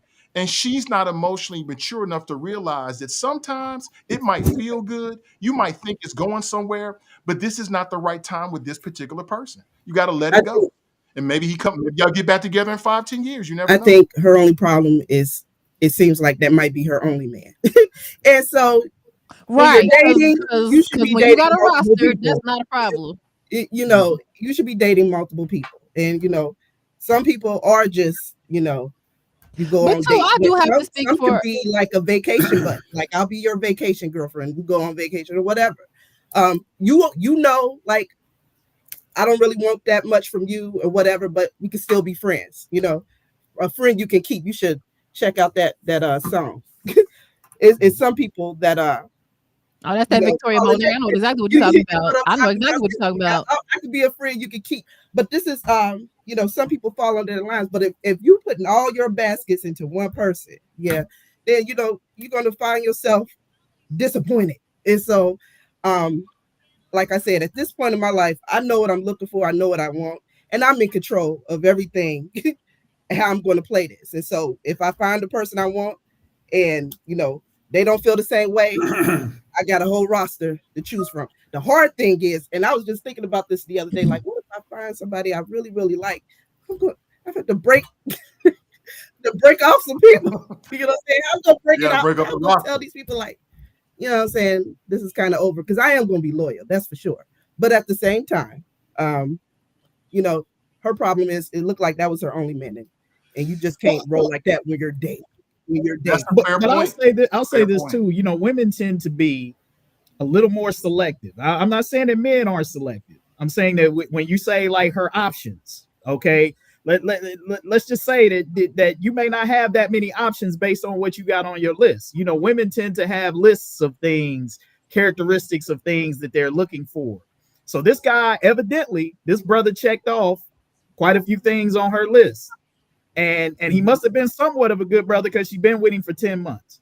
So she's probably looking at him compared to what her other options are out there. Just because you got options don't mean they're good options. You know what I mean? It's like This is true. you can have options. You can have people that you kick it with, but you like, yeah, But you know what? I know this ain't going nowhere. But you attract what you are. Like you attract the vibe that you put out. And so if the vibe that you're putting out is if you find yourself in the midst of continually dating men who are emotionally unavailable and who can't give you what you need and who can't respect your time and see your value, it might be best for you, even at 44 and wanting to get married, it might be best for you to be single for a minute and really do some self-inventory, because there's also a thing called accountability. We all have to have accountability when we are out here in the world trying to date and dealing with not only just our emotions, but other people's emotions. And so if I am looking to get into a serious commitment, I need to first make sure that I'm capable and I can be out here choosing the right people who deserve my time for me to even be looking at you 10 months later into the relationship and be curious, or not even curious, but like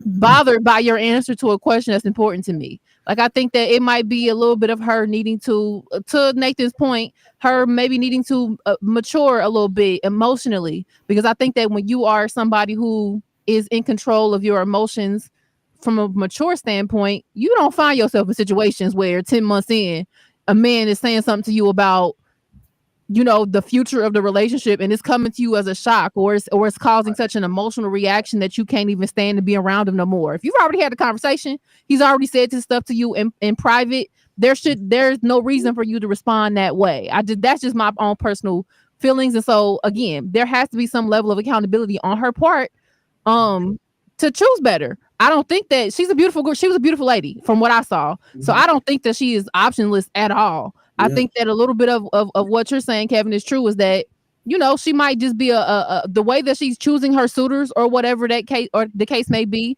might need some revising. It might need for her to do some self-work, some inner work, for her to kind of figure out what is important to her and what boxes actually need to be checked before she out here dating. Like I said, I think they're both in the wrong, to be honest with you. I think he's wrong for even entertaining anything serious with a woman that he knows wants something serious. And Why is he He's wrong? wrong because why are you dating when you have identified for yourself? I'm not ready for a serious commitment. Matter of fact, I'm not ready for a commitment yes. that leads to marriage. But I'm dating a woman who wants to get married. How do you morally sleep at night? It's not a moral issue. If she don't want it and she don't like it, she can But if break it you know off. that she And don't until want it and breaks she it don't off, like it, why are you wasting both of y'all's time in pursuing it? but he's not wasting his time because he's getting what he wants. What he wants is human companionship. So then go and find that with a woman who is cool with what you got going on. And if she breaks it off, Why can't he break it off? Why can't he? Because he don't have the problem. Why are we removing again? Because when you're dating with somebody, the responsibility for emotions is not just for your own, but it's for the other person's as well. If you are somebody who finds yourself to be integral, you are not going to do things or say things to a person that you know can at some point lead to harm or hurt. And so if I know that I am dating you, my integrity will not allow me to continue dating you, knowing that we have two different ideas about our future. That's true. I hear you on that in theory. Yeah, I hear you on that in theory, but what if it's like this? What if he said to her, "Hey, look, I like you, but I'm just coming out of this situation. I'm not ready for this, and if that's something that you're looking for, then we don't have to do this. Let me know now." And if she says to him, "Well, now let's just go ahead and keep on, let's just go ahead." At that point, he's under no obligation to be like, nah, I don't. I mean, we're both mature adults. If you're saying you can handle it, and I like you, like it's not a matter of me liking you or not wanting to be with you. I'm just not ready to take that step to the level of commitment of marriage, maybe because of what I've been through, that I'm just not there yet. But that don't mean I don't like spending time with you, kicking it with you, hanging with you. I understand that as long as y'all have had the conversation, then we'll keep it going. But if you can't handle it and you telling me you can handle it, that's on you. Absolutely, 100%. I'm just saying that I like, again, they didn't stay long enough to tell us the real tea, so we don't really know what the situation is. But I'm saying is he's in the wrong. I guess maybe what I'm saying is they're both in the wrong if he never had that prior clear-cut conversation of, yeah, I like you beautiful, I think you a cool chick, I want to spend some time with you, or I want to kick it with you, but I ain't ready for nothing serious. And if she said after that moment, well, I like you too, and I'm willing to see where things go. I don't mind, Well, then yes, sis, you mad because you're immature and because you need to do some self work, and that's fine. But if he never had that conversation with her and he never made that clear, and he been selling her dreams, because men do sell dreams. Anybody who likes somebody and don't want to put in the effort it takes to be in a real commitment is gonna sell a dream. That's what come with that. But if you are out here selling dreams, you most definitely have a responsibility to be integral. That's all I'm saying. I agree with Raven, and this is why, because the moment I feel like people are like really catching feelings, and I don't really feel that same way.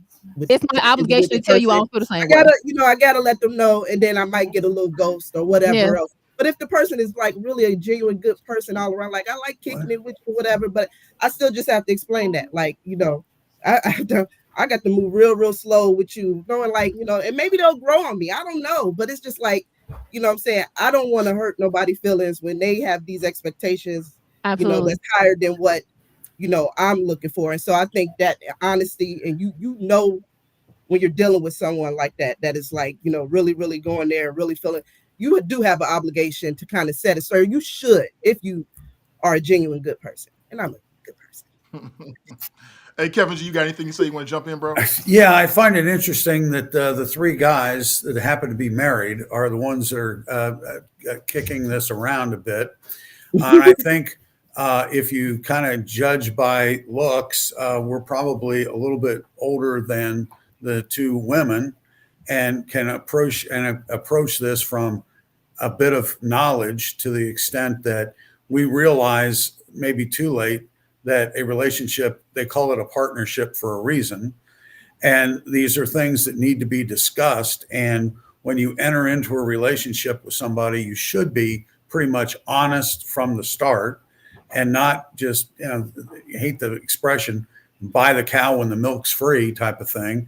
And you don't, and it plays into, there's a lot of times where it appears as though And I'm sure you know people where it seems like a lot of women think that they can always fix the man, that, they may not have all the qualities but I can fix him. And I think that's kind of an unreal expectation. So. Mm-hmm.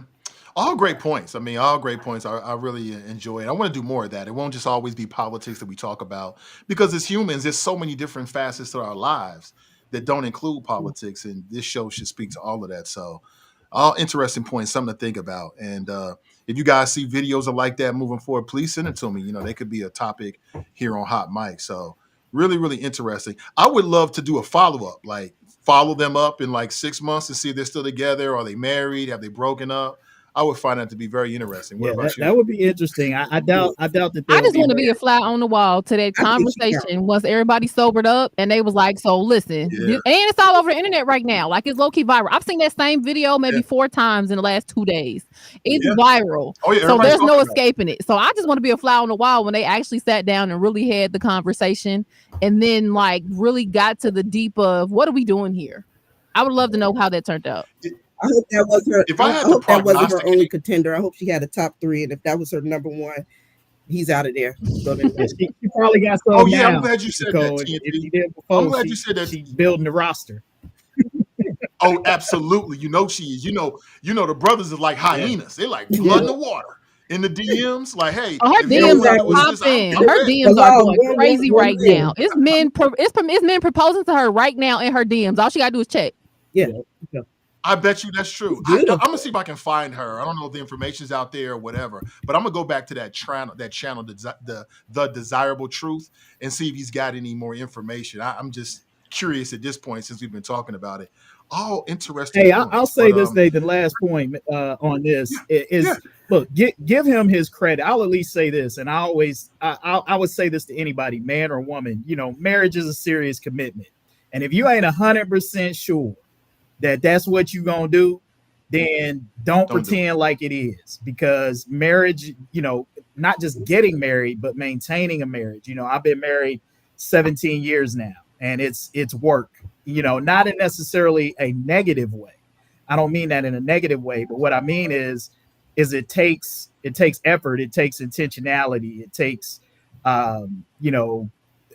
getting over yourself and putting yourself aside and dealing with all of the flaws as well as the very great things with the person that you're with. And everybody's just not built for that. That's why 50% of marriages end in divorce, because people get married too quickly without a clear idea of who they're marrying or even what's involved. So I'll give him credit. If he said he ain't ready, she needs to listen to that. Just because she's ready don't mean that you want to get, even if he said yes, that's not a situation you want to be in if he ain't really ready for that. Yeah. And right. If he suddenly switched it up, and understanding that you're always going to be wrong in that relationship. Oh yeah, absolutely. And the other piece of advice is always make sure that you get the last word in any argument, and that is yes, dear. Yeah. Kevin, my wife may be the only person we have something in common. So you love me too. Barbarian is my wife. Absolutely. Let's go back to politics just for a little minute as we close out here. I'm thinking this might be the last topic. How about talking about the funeral yesterday? What do you think was going on? Well, what do you think was going on? What do you think was going on between Barack sitting with Hitler, and they seem to be getting along pretty good? What do you think about that? I think that was great. What do you think about Mike Pence's wife not acknowledging Trump and his wife? What's that? What do you think about that? What do you think about Mike Pence's wife not acknowledging? They have Trump some issues there. Trump? So what do you think? Issues. What do you think they were saying? I talked to a lip reader, and I think I pretty much know what was said. Barack turned to Trump and said, "Hey, two-term," and he said, "Hey, two-term," and then they said, "What do you think about one term and no term sitting in front of us?" And oh, by the way, what do you think about? And then Barack did the this. He's probably said, and that's what they probably laughed about. What do you think about no term sitting down there next to Monica's boyfriend, ex-boyfriend? Yeah, right. What do you think? That's a good joke. Oh, you got jokes. More jokes, huh? Okay. I That's think cool. that I'm Barack with jokes. Obama is the diplomat that we've always known and loved him to be, that he is a man who has class intact, and he is a former president. He's still I think that the reverence and the honor and the prestige that comes with that office left with him when he packed up and him and his family left. And so I think that we're going to continue to see that from him until the end of his days, until we're watching our former presidents and current presidents sit around at his presidential home going. I think that it's nothing out of the norm. I don't get why people are so upset with him. Like, what else do you expect from a man who got some common sense, who knows how to maneuver in a political space, who knows how to have class in situations that require him to have class? What is the shock here? Do you have class if you're sitting next to Hitler? So apparently what he was saying he didn't If believe. that's your assigned seat, yes. Okay. All right. And he was I the don't unfortunate I one don't that know if had Barack to fix Obama it. ever called him Hitler. An existential threat to democracy, I think, was the phrase. Yeah, okay. Yeah, but that's not Hitler, though. That's No, something either different. way, yeah. It's not either way. Hitler is Hitler. Well, There an is no existential comparison threat to him. democracy is a threat against the existence of democracy, and I would think that if you truly believe that you would. Yeah, but Hitler exterminated Yeah, 7 million well, people. So it's Yeah. a little bit I different. think This Only goes it's a back lot. to the President conversation Obama- that we this Yeah. goes back to the conversation we had on Tuesday when we were talking about the handshake that the elected official's husband would not give Kamala Harris. And we got into this whole conversation about what is decorum, what is civility, what is class. And we talked about the fact of the matter of how rude this guy was that he refused to shake Kamala Harris's hand. I think what Barack Obama did is exactly what you should do in that situation. You got former presidents and sitting there together at the funeral of a former president. Like, that is not the time nor place to show up and clown and try to settle petty differences. You conduct yourself in a dignified, respectful, and classy manner. And I think that that's what he was doing. I think the fact that and I would say the same thing about Trump. I mean, everybody's looking at this from sort of the Barack Obama lens, but let's just say we can say the same thing. Trump has said some nasty things about Barack Obama as well, including the fact that he wasn't born in America, right? And the fact which was started by Hillary. But the fact that these two guys who have every reason to hate each other, to not speak to each other, both of them can sit down in that environment and, trade smiles, be civil, ought to be a lesson, for the rest of us. That sometimes in the right circumstances, I'm not saying that we don't argue our points vigorously and we defend our positions and stand on business, but there are certain times and certain occasions where you got to put that aside and do what is the classy, respectful, and proper thing to do. And I think that's what we saw. Ready to do something. What do you think about Mike Pence's wife, though? She didn't acknowledge Trump or Melania Trump. Is she exempt because she wasn't an elected official? Or no, I mean, I think everybody is, look, it's the same thing that we said with the handshake. Everybody's going to do what they're going to do. Doesn't mean that it was the right thing to do, right? So do you think she was wrong? I understand all the reasons why she did. She feels like this is the guy that's responsible for people coming after her husband, trying to hang Mike Pence. Yeah. He didn't get invited. He didn't get invited back to the table. I mean, who knows what their family has had to endure as far as threats and everything else that's as a result of that. So I certainly can understand from a human perspective. I can understand all the reasons why she might not want to even be in the same. And let's face it, women carry a grudge a lot more than men do. Whatever. Except Donald Whatever. Trump. I think but again, she's not a former president. I will give you that. She's not a former president or current sitting elected. And if the guy that didn't shake Kamala's hand was rude, then she was rude as well. So I think we can leave it there. He was racist. The guy that didn't shake Kamala's hand was racist. Oh, okay. There we go. Yeah, got to play the race card. Yeah, got to play the race card. It's not the race card. It's race. Be friends. Look, I think Barack Obama just had the unfortunate, situation where he was the one that had to sit right next to Trump. And so it's kind of unavoidable. I know Trump was the first president to walk in, and he saw Al Gore and his former vice president, and they stood up. And just like I said, when I was on a podcast a couple of days ago, someone extend their hand out, you shake it. And so they did the correct thing. Pence's wife, she felt a certain way and she stood on how she felt. And what I also said is like, for me not to shake someone's hand, someone would have to have done something truly horrible. So, almost having my husband killed, yeah, that's enough for me to be like, no, I'm not having any parts of this.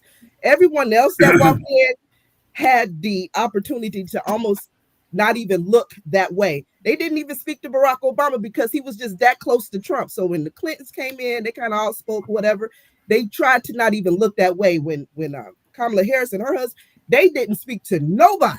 And so was that with the president and his wife Jill. They just came in and sat down just any way to like, and it was awkward. You could just feel the intensity. And it's just like, he's not a part of the President's Club. But after the funeral was over, because so much beautiful things were said, and Jimmy Carter, let's not, let this moment pass and not recognize just how much of a forward-thinking, civil individual, humanitarian, and just a great public servant that Jimmy Carter was, and what he meant, and his legacy, and what he did for this country.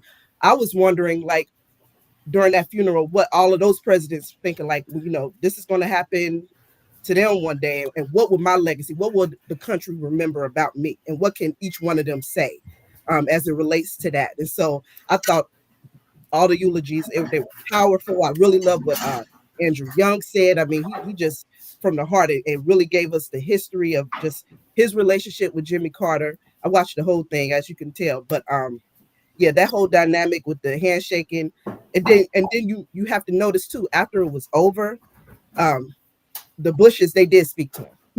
It was almost kind of like just hearing all this positive and, coming together, brotherhood and everything else. It was just like, whatever those guards that they had up when they came in, they let that down and remember, like, to be good civil service, to be diplomatic, and to be more, did that more over when the funeral was over. That's what I mean. Here on respecting Jimmy Carter and what he was as a president and as a man. Well, I will say that he was a much better ex-president and a humanitarian after he was in office than he was president. You're entitled to your opinion, for sure. High inflation, Okay, high interest, hostage negotiations. Oh, now you're so gonna go back to see the parallels? No, I don't see the parallels. Between Listen. Carter and Biden. Oh, the hostage situation doesn't mean anything to you? He's a Democrat. He's a Democrat. Citizens have been held hostage for 460 days, 461 now, and that doesn't matter to you? In the election. Well, it does matter because it cost me the election, and then we had to suffer the Reagan years. No, so, yeah, suffer the Reagan years. Okay. Suffer the Reagan years. Oh, that's right. I'm sorry, because Reagan was racist too. Okay. He's just a terrible president.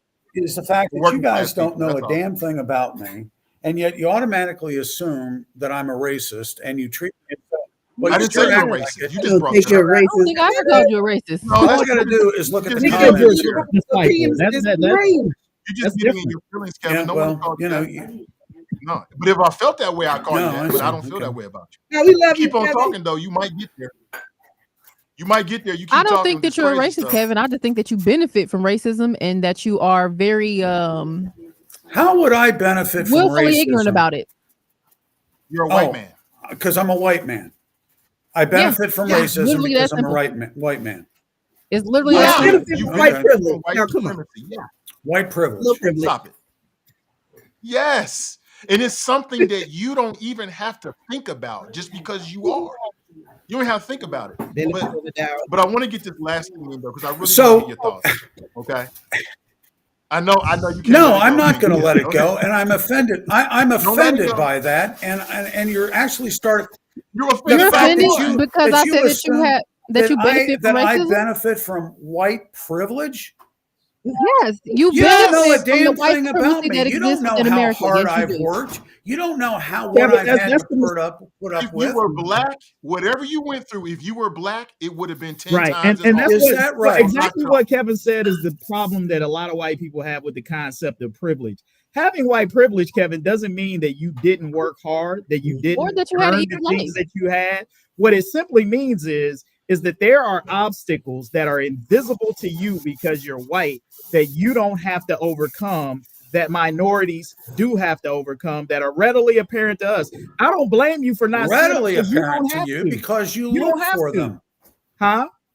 They're readily apparent to you because you look for them. No, it's not about looking. You know what? See, that's the mistake. You know, I wish I could sit when you here. are a minority, you don't have to look for them. They hit you in the face. See, I wish at some point, it's like Trayvon I Martin wish I could. I wish I had the black privilege, because every time. Tell me what that is. Tell me because what that is. the black privilege, the black privilege comes in. Big things in the wealth gap. You want me to tell you? You want me to There's tell not you a white what person in America, Kevin, that would trade places with a black person. And I don't care how poor they are. Well, I'll tell you what, you guys, you know, how great it would be to have the black privilege that anytime that anything happened that was unfair to me, I could just say racism. It's not because I said something. Doesn't work it's on not you. Because I did something. And then here comes all the equality. If I get fired from a job, it's not because I did a bad job. That he wishes that anything that bad that ever happens to him, he wished that he could blame it on racism. And I want you to understand something, Kevin. No, it's not everything. I have to. It's not everything, Kevin. We are very specific about racism and how it affects us. What did I do wrong? The fact that you don't want to acknowledge the specificity we use when we are calling out racism, when we see it and when we experience it, that's on you. That ain't on us. Okay. It's not Kevin, Kevin, has racism prevented you from having the career that you have? No, because but I will say this. Throughout the course of my career, I've encountered racisms that I've had to deal with. I've had to overcome that. It hasn't stopped me from achieving the success that I've had, but I have had to overcome some people who sincerely had ill intent for me that was not based on any performance issues or anything like that. And I can tell you, here's what I say, Kevin, is that oftentimes as Black people, you can see a white person who's doing the same thing or less that you get criticized for or vilified for, but nothing is said of them. And I say this, the thing that aggravates me the most about Donald Trump, sincerely, if you want to get to the crux of what bothers me with him, and he's the epitome of white privilege in this country. Because if Donald Trump was Don King, which I kind of see them cut from a similar cloth, no white person in America would consider Don King a serious candidate for the presidency. But Donald Trump gets that consideration. Barack Obama couldn't even wear a tan suit, and he was vilified for wearing it. He was unpresidential because he wore a tan suit. But Donald Trump can pay hush money. He can lie. He can do all of these things, but he's convicted of 34 felonies. He's a perfectly acceptable candidate. You still voted for him. And you're deceiving yourself, Kevin, and every white person. And this is where I say the disingenuousness of the conversation. That if there were a Black candidate, and let's just take Kamala Harris, for example. Kamala Harris has none of the blemishes on her record that Donald Trump has from a character and there has never been a person that has failed up more than Kamala Harris. We can talk about policy differences, okay? We can talk about that and what we like. I'm just talking about from a pure character standpoint. There's no comparison. And not forget Kamala Harris, but any Black candidate could not have the character resume that Donald Trump has and be considered a serious candidate. Barack Obama had to be the most buttoned up Black person in the history of Black people to win. Because if they'd have had anything on that, brother, believe it, they would have, it would have been out there. They didn't have nothing. They didn't, and they couldn't muster anything. The only thing they could talk about was his policies, and that's fair game. That's always fair game. But that's what we mean by white privilege.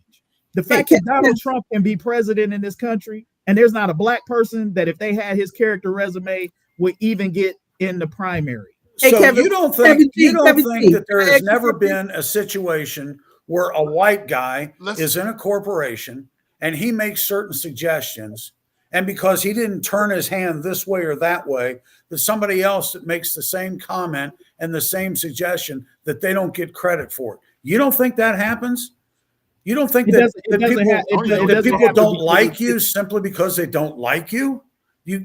Now, granted, and I don't know your situation, and I'm sure that I'm surprised that in a profession that is mostly liberals that you would have experienced racism. For God's sake, I mean, dear God, these people are supposed to be the epitome of understanding, and you would experience that in your profession. I'm shocked. I'm appalled, and yet. Racism Well, knows first of no all, political everybody who works in my profession is not a liberal. I'll say that. And secondly, it's like I've said to you several times in this, Kevin, that racism is not relegated to just the Republican Party. It's in the Democratic. Race is a part of this country. It's baked into the fabric of this nation. Now, I'm not saying everybody is a malicious racist or holds prejudices maliciously. But the way it's indoctrinated into our mindset through media and through everything else, politics, you can't help it. You can't help it. When somebody sees a black person and they say, if I see a black person piloting an airplane, I automatically assume that they're unqualified, right? Like you can blame that. You can say that's a product. You can say that's a product of DEI, but I would say that that's a general concept and feeling of white supremacy that's been a part of this country from the beginning, because black people were not allowed to participate. We were told, white people in this country were told from the beginning that we weren't even human. We were 3/5 of a human being. So it's been baked into. Now, are you going to mischaracterize that comment minorities there? are less than? Are you going to perpetrate? I want to know from Kevin G. Wait a minute. Have you ever been? Are you going to continue to perpetrate the 3/5 lie? Are you going to continue to? No. I'm only saying, Kevin. I'm not saying that people believe that today. What I'm saying is you know why that happened. You've got why that happened? Yeah, racism. Slavery. Yeah, white supremacy. You want me to tell you why that happened? Okay, of course you don't. You don't want to know the facts. You want to stay ignorant. No, well, I'm going to tell you anyway. I just don't. The reason the 3/5 of document came into being was because the Southern Democrats wanted their slaves counted as the number of people for their census, so that they could get more representatives and could overcome the Northern that wanted to abolish slavery. And so in order to balance that out, so that when you basically have a slaveholder that had 100 slaves and he was the only one that was able to vote, basically he's representing or could vote on behalf of 100 people. And so if you had the number of people in the South that was artificially ahead because you had people that weren't allowed to vote, they would have more of a representation in the South, and what was going on in the South would have been continually perpetrated until it could be overturned. And to balance that out, the blacks in the South were counted as 3/5, so that there would be equal representatives with the people in the North that could then change and get us to the principles of all men are created equal, that we are endowed by our Creator. That is not even remotely accurate. Go look it up. Okay. Nathan, back to the phone. Look it up. Google it.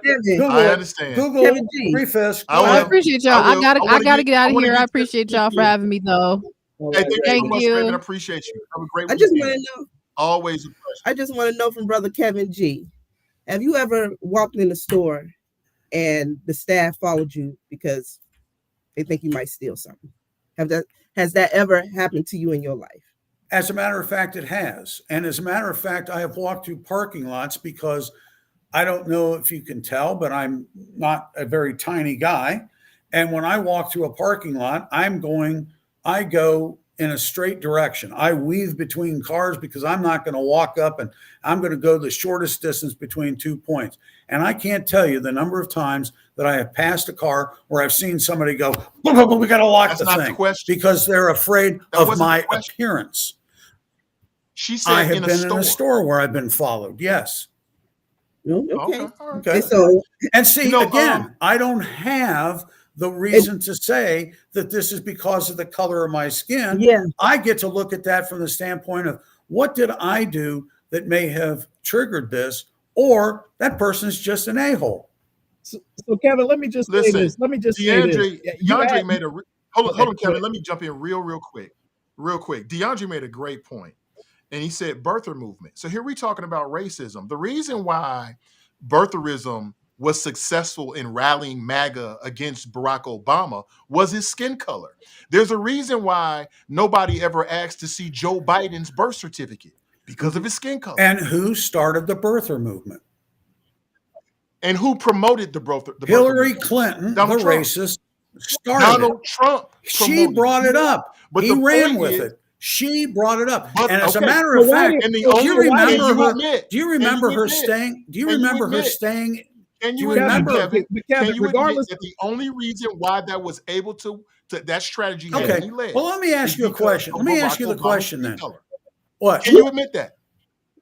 Can you admit that the only reason why the birther strategy had any legs, any energy, is because of Barack Obama's Did the birther skin movement color? have anything to do with John McCain's skin?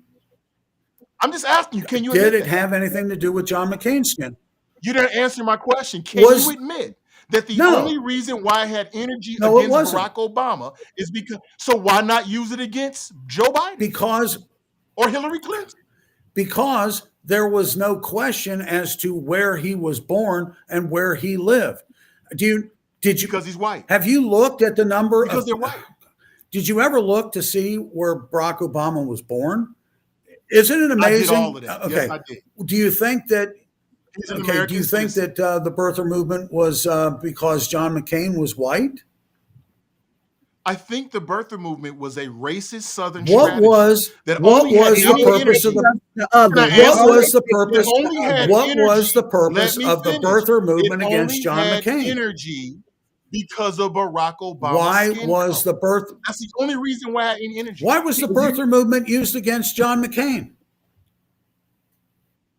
I don't Yeah. remember that.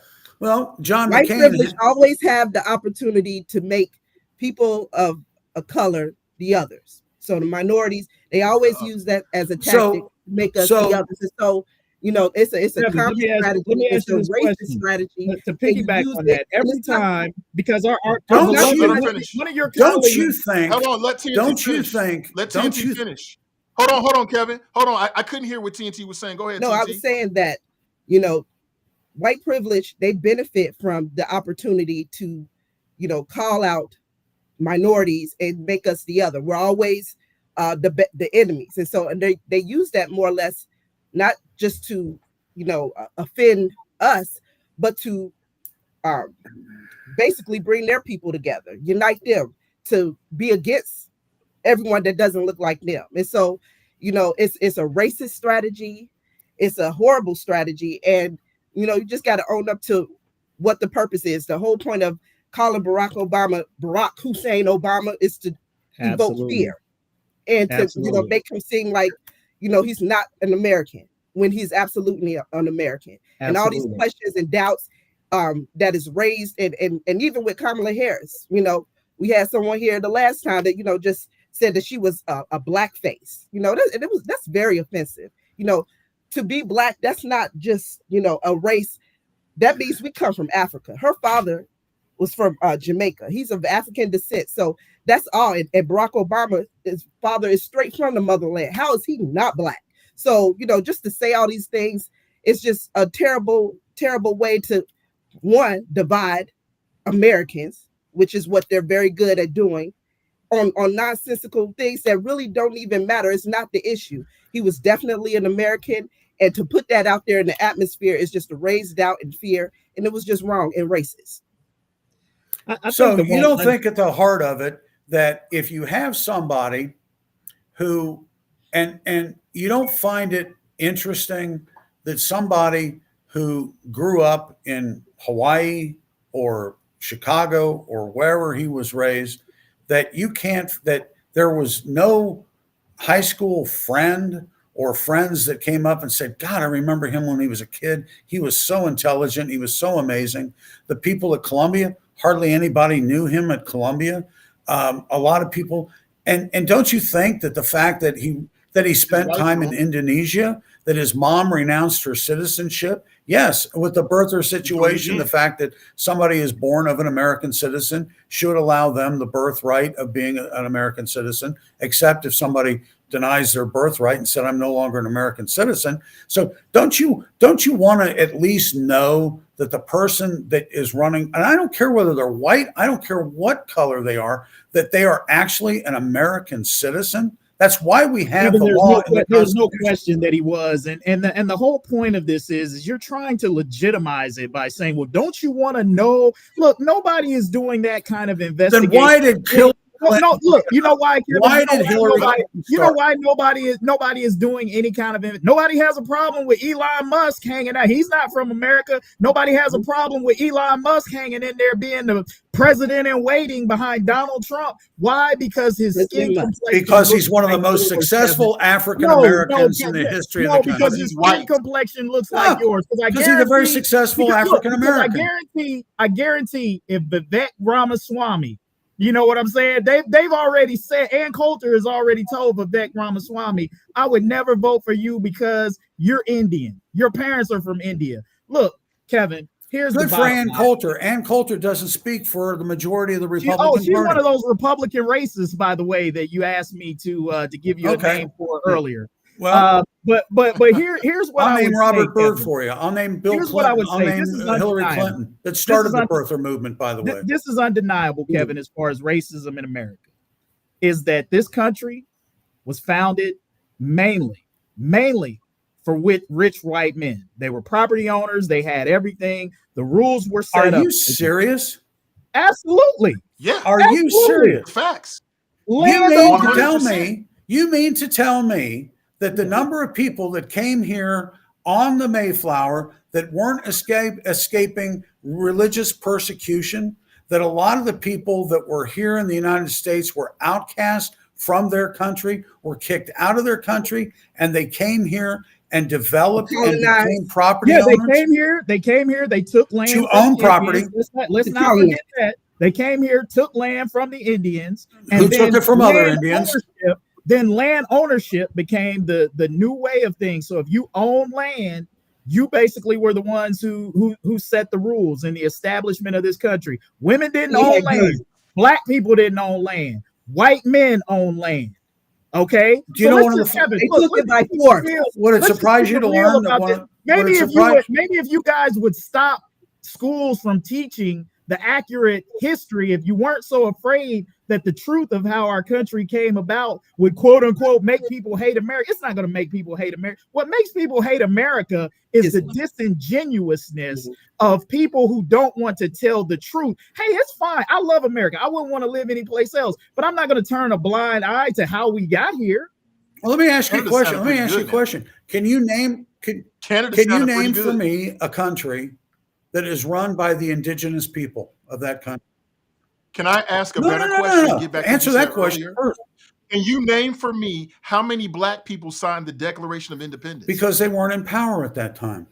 So what? Zero. They were all signed by wealthy white men. No, they weren't. They weren't all wealthy point. White men. They were all wealthy land-owning John white men. John Adams was not a landowner.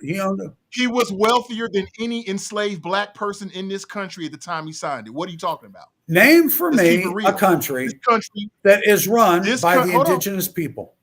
Name a country that's not run by indigenous people that wasn't colonized. Right. How many countries are we talking about that were colonized, Kevin? Who colonized Russia? Right. Who colonized China? Who colonized Japan? Who colonized France? Who colonized? So there weren't efforts. There were. Hold on. Who colonized England? Was set up. Of course, you don't care. This country doesn't fit your narrative. And you know what, guys? I gotta tell you. This are going down a rabbit hole. This 4-on-1 crap. I've about had it. I've about had it. Because no matter what it is, you are going to slap the race card. You are going to totally ignore history. You guys are going to. You are guys who want to ignore history. You want to ignore the racist history of your party. And then really, I can't say there's not a damn thing that I can say that is going to make any sense to you people. So I'm wasting my time. Kevin A. was 100% accurate when he said that this country was set up by and for to benefit white men. And you know what? 200 plus years later, we just watched Donald Trump a rich Mhm. white man skirt Mhm. justice because this system was set up to benefit rich white White Oh, men I privilege on see. steroids. You I know it. see. I on see. Okay. steroids. Yeah. Yeah. I mean, White it is what it privilege. is. Kevin. Did slaves have WWW. any rights? White Did wealthy, slaves no have connection. did slaves have any rights in America? What? Did slaves have any rights? Did they own anything? No. No. Did Okay. some of the So let's did, just say this. So given and that, look how far we have Kevin, come. let me finish. Somebody We're just from gonna take this step by an step. Let's not get ethnicity ahead of ourselves, whose Kevin. people Kevin, let's were not get looked ahead of on as ourselves. slave Let's take became this the step by president step. of the Kevin G, United let him States. finish and then Let you me Kevin, let's finish take for a this step change. by step logically. Let's take this step by step logically. So if slaves had no rights, they didn't own anything. Who then benefited from the establishment of this country? The beneficiaries. original Who system- were the primary beneficiaries of America? If black people, slaves in America had no rights, then no privileges, they When did couldn't the own slaves anything. first come 400 to the years. So, when so did who born was into this slavery? society set up to benefit? when Kevin? did the first blacks come to the United States or to come to America? Before Columbus, and some would even say before what we call now Native Americans. There's evidence that Africans had explored the globe and came to what we now know as North America and the United States. And they were just answered your question. enslaved by the Indians. They were not enslaved people. You said, when did Africans Okay. come here? The first Africans that came here were explorers from the Okay, continent of and- Africa. all right. Now, if you're talking about And then enslaved people, one of that's the different. first slaveholders in the United States was African American. Was a black man. Look it What? up. Here, Hey, look. It Nathan, here we go. Thank you for that. You know, this little thing you Thank have you for there. that. But the point still remains. This country was started by wealthy white men. No, As they you weren't said, no wealthy black white person men when the signed. country was There were born. wealthy land-owning white men, They and were they not all wealthy. signed the Declaration They of were not Independence. wealthy. The No black 56 people signers signed it of because the black people Declaration of were Independence, recognized not at that every one of particular them point. was wealthy white men. They were wealthier than any enslaved person in And the your country. point? The bottom line, John whether- Adams' whether- look, John that is the Adams' point. farm let's was take the almost in wealthy out of it. Let's foreclosure. take the wealthy out of it. Let's take the wealthy out of it, Nathan. Just simply say it was established for white men, which is the truth. There's no way around it. Black people in America, at It its started establishment, out that way. had no It right. started out that way and then ended 70 years after we as a country signed the Declaration of Independence and had the Declaration of Independence, the promise of the Declaration of Independence presented and enforced after the Civil War. So Kevin, 70 years. Kevin, 70 so years where did after Jim the Crow founding of this segregation country. come from? So where did Jim Crow reparations to the segregation slave come from, owners. Kevin? If we were healed, if after the Civil War we were, see, this is where you're not being genuine, or either you don't know history. Because after the Civil War, we went through a period of what we call Reconstruction, where there was going to be reconciliation. There was going to be this new building and allowing the slaves who had been freed to accumulate their own wealth. We held office positions, and you know what happened? You're right, Kevin. The Southern Democrats at the time, who were the slave owners, who were trying to ensure the continuation of slavery, they were held at bay by the federal government for a long time during the period of Reconstruction, and Black people were thriving. You were starting to see this realization of what we talked about in America. But as soon as Andrew Jackson assumed the presidency, and you know what? He was a poor white man who resented the rich land-owning white people because of the way Wait that a they minute. had Andrew treated him. Andrew Jackson was before the Civil War. Or I'm sorry, who was the I can't remember who was the president. Andrew after, Johnson. Johnson, yes. He was resentful of the rich white men who looked down on him.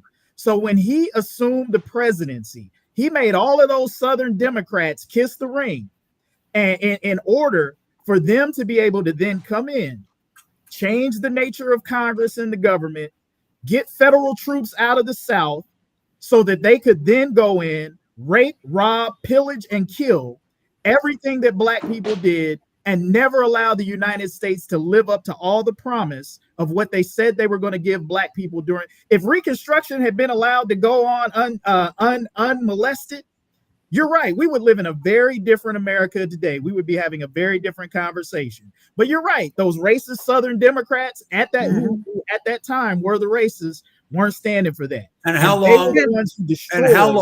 And how long did the racist Southern Democrats control the southern part of the United States and perpetuate the racist activities on the Black population? I would say that they probably did it up until the time of Lyndon B. Johnson. And the civil rights movement. Exactly. And when things started taking a turn towards civil rights, that's when racist white people. And how did the Kevin, did Abraham Lincoln issue reparations to the slave owners? Did what? Did Abraham Lincoln issue reparations to slave owners instead of the slaves? The slave owners? After the Emancipation Proclamation, they didn't get their 40 acres and a mule. Who got reparations? Did the slave owners get reparations? I don't think the Southern aristocrats didn't get it. Did people that owned slaves, that lost their slaves because of the Emancipation Proclamation, did Abraham Lincoln give them reparations? Not to my knowledge. That would be news to me. Like you said, Google it. You know what I'm saying? I'll do that. I'll do that. Now, let's get back to the civil rights. Let's get back to the civil rights movement. Okay. How did the civil rights movement come about? Terrorism of hanging and lynching, the rapes by Democrats. Else. Yes, all of that. All the way up to the 60s.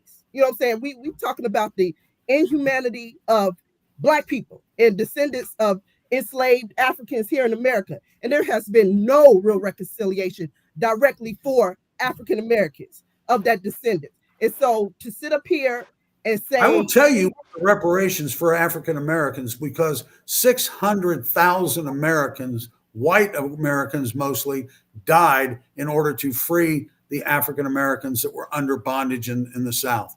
And there were Black soldiers as well. They fought for American Those are my founding Let's fast forward to 1960s. That fought directly. Yes, they did. Only yes, they did. Yes, they did. They did. Yes, they did. And honorably. So let's go to the 1960s. All right. What happened in the 1960s? Why did the civil rights movement come about? How did the Civil Rights Act of 1964 and the Voting Rights Act of 1965 come about? How did it come about? So is your point to talk about what white Republicans did in that, Kevin? Is that the well, point? I'm here to tell you that civil rights bill would not have passed had it not been for Everett Dirksen, a senator from the state of Illinois, one of the last Republicans from that state, pushing through that bill and forcing the bill through, and a higher percentage of white Republicans voted for that. Of power. Voted for that bill, and then a higher percentage of white Republicans voted for the Voting Rights Act of 1965 than did the Democrats. And so it was the Republicans that pushed through the Civil Rights Act of 1964 and the Voting Rights Act of 1965. And then they transitioned into what? Then they just transitioned right into the Republican Party, right? All the Dixiecrats became, because they were infiltrated. They were infiltrated by the racists who left the Democratic Party and went. You keep bringing that up. Republican Party. You keep bringing that up. I mean, would you like me to educate you on that, my friend? We go with the party that support our interests. Would you like me to educate you on that? There was not one Democrat. That's why we were. Did Al Gore Sr. become a Republican? So as long as you're not aligned with the advancement and the support of African Americans, then we're not going to be a part of that party. It's all about policy. It's all about, do you support our interests? And right now, this current MAGA political system, they don't have anything for people of color. Did J. Lister Hill become a Republican? They don't. Did John J. Spartan become a Republican? And in every How about John McClellan? Everything. How about Spencer Holland? How about George Smathers? How about I just Richard want B. to bring Russell us back Jr.? to the original point of how we How even about got Herman in E. the first Talmadge? place. How about Alan Which E. was, Yeah, let's go back to which that, was Kevin. Kevin's point that he didn't see how he benefited from racism, and I don't see how any white person who can say that 400 years of segregation, decades of Jim Crow, Right. and All right. everything that we've been trying to fix since You then. can stop I the don't see how 400 any I don't years. see how any You white can person stop the alive can say they 400 don't see years. how they You can benefited stop the from a 400 system year that lie from a right now. system. Look, I'm a net whether I End want to the benefit. 400 Hey Kevin, whether I End the want to 400 benefit year or not.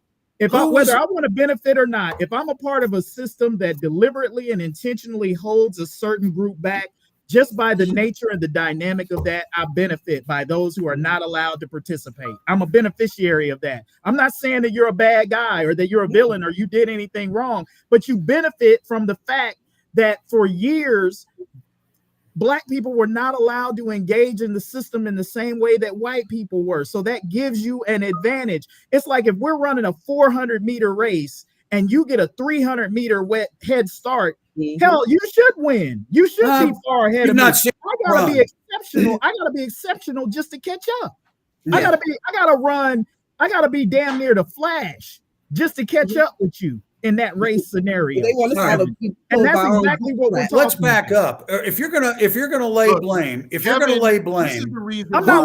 I'm just saying what it was. I'm saying what it was. Who was running this country? Who was running this country prior to 1776? This is the reason why Republicans want to take control of public education, because they want to whitewash history. How am I whitewashing history right now? How am I whitewashing history? By the things that you're saying, that's who was in charge of this country up till 1782 when we defeated Britain? White people. White people. This is the reason. So why isn't the let me finish. Why is you talk unfettered? You talk unfettered. People don't say a word. This is the reason why the Republican Party is currently trying to attack public education. Is because they want to change people's minds. They want to change the history. They want to whitewash history. So that how do I want to whitewash history? Where am I whitewashing history? Answer that for me. We already know. Right. Nat Turner is put on. Thank you very much. I'm done. I've had it with you guys. I've had it with your. Thank you very much. I've had it with Take care. You're very well. Right, I've had it with you. You know, the bottom line is that no matter what is said, you're going to flip the race card, and everybody else. We know you don't want to let anybody. Kevin, I guarantee if we took this case to the court, you don't want to have an intelligent conversation. You want to call it whitewashing of history. I'm giving you the facts. The banning of books is not whitewashing history. What? Banning of books, the attack on CRT, the 1619 project. That's not. The 1619 project is a fraud. Saying that slavery wasn't that bad. You know, I mean, without the embark on Black History Month, and there's certain states that can't speak truthfully about the history of African American history. You do know that since 2024, 2023, there's laws on the books now. You know. How do you explain that? How do you explain the attack? I just don't understand why it's so hard for people like Kevin to just acknowledge what I'm saying. You want to keep making it into Republican or Democrat. It doesn't matter. My larger point is, regardless of whether they were Republican or Democrat, they were white. They were in charge. They set the rules. They laid it down. We didn't have that. And you can't say. So who's setting the rules now? Well, still majority white the rules because you hold the majority of positions. The majority, you hold the majority of positions. Yeah, we participate, but we still ain't in charge. Yeah, you participate and you ain't in charge, is to use your words, because of the party you associate with that have been keeping you down and suppressed and keeping you on the Democratic plantation. Because if you don't do what they want, they have no use for you. Why doesn't Donald Trump have any black people in his cabinet? Because they're not qualified. He doesn't have to. I don't know all of the. So you want to talk to me about the Democrats? Why doesn't Donald Trump have a single black person in his cabinet? He has one black person, the Secretary of HUD. Like he did the last time, like Ben Carson. That's a black One. job, That's right? black. But we're in That's a charge. black job. But we're in charge. See, that's the type of stuff I'm talking about right there, Kevin. Is that you guys think that, oh, well, one is enough. Can't you be happy with that one? Yeah, you wouldn't be happy with one. You got an African American president, Barack. What else do you want? We break the ceiling on one thing, make history on one thing. 47 presidents, one of them black. None of them. Go ahead and put words in my mouth. Go ahead. Keep going. Keep putting words in my mouth. Of the majority for as long as we've known it. Go ahead, brother Kevin. But Kevin, is banning Black history books in Florida whitewashing history? I'm not sure what Black history books are being. Give me an example. Multiple. I'm just saying in general, it's happening. They're taking books off the shelves in public school and they're destroying them. Is that whitewashing history? What is in those books? Is it whitewashing history? Some of them is poetry. It's Black history books. It's the 1619. Let me give you an example. Here's what they do, Kevin. Was there American? Slavery. Teach American. Now you're telling me that we need to. White people feel, it makes the white kids feel bad. They're ashamed of their ancestors because they have to look. And my granddaddy or my granddaddy was a slave owner. You know what I'm saying? And probably an abusive. And so they're trying to cover up this feeling. We have to protect, white fragility right now. And that's part of it right now. During a time where a lot of people, there's so much information and people are learning about the history of America, and there is becoming more empathy, especially with the young, youth of America, white youth. And they were seeing that, especially during George Floyd. And no protests, sometimes there was more white people out protesting than black folks. You know what I mean? And that became fearful for people who want to hold on to power. Poster child for white supremacy. Sure our young George Floyd don't become empathetic. Who holds a gun against a pregnant woman's belly and says he's going to blow her brains out if she doesn't let him ransack her home. There you go again. There you go again. There you go again with that kind of stuff. Let me just say this. You guys have such an issue with with woke mentality and what's up with these pronouns and correctness. But you are okay with textbooks taking slavery and saying that slavery, it's not the slave trade. Black people immigrated from Africa to America. These were immigrants who immigrated, who migrated over to the United States. Not that they were. Show me the book. Show me the book that says that. Show me the book. Show me the book that says that. And I will tell you because there are plenty of textbooks where that is trying to. There's plenty of textbooks where that is trying to be whitewashed and being taught that way. Being taught that way for exactly the reasons that T.Nicole said. It's the same reason that we've got all these freaking Confederate monuments all over the country, because you have an organization, what is it, the Sisterhood of the Confederacy, who went all around rewriting textbooks, making sure that monuments got put up in places where there wasn't even a freaking Confederacy out in Utah.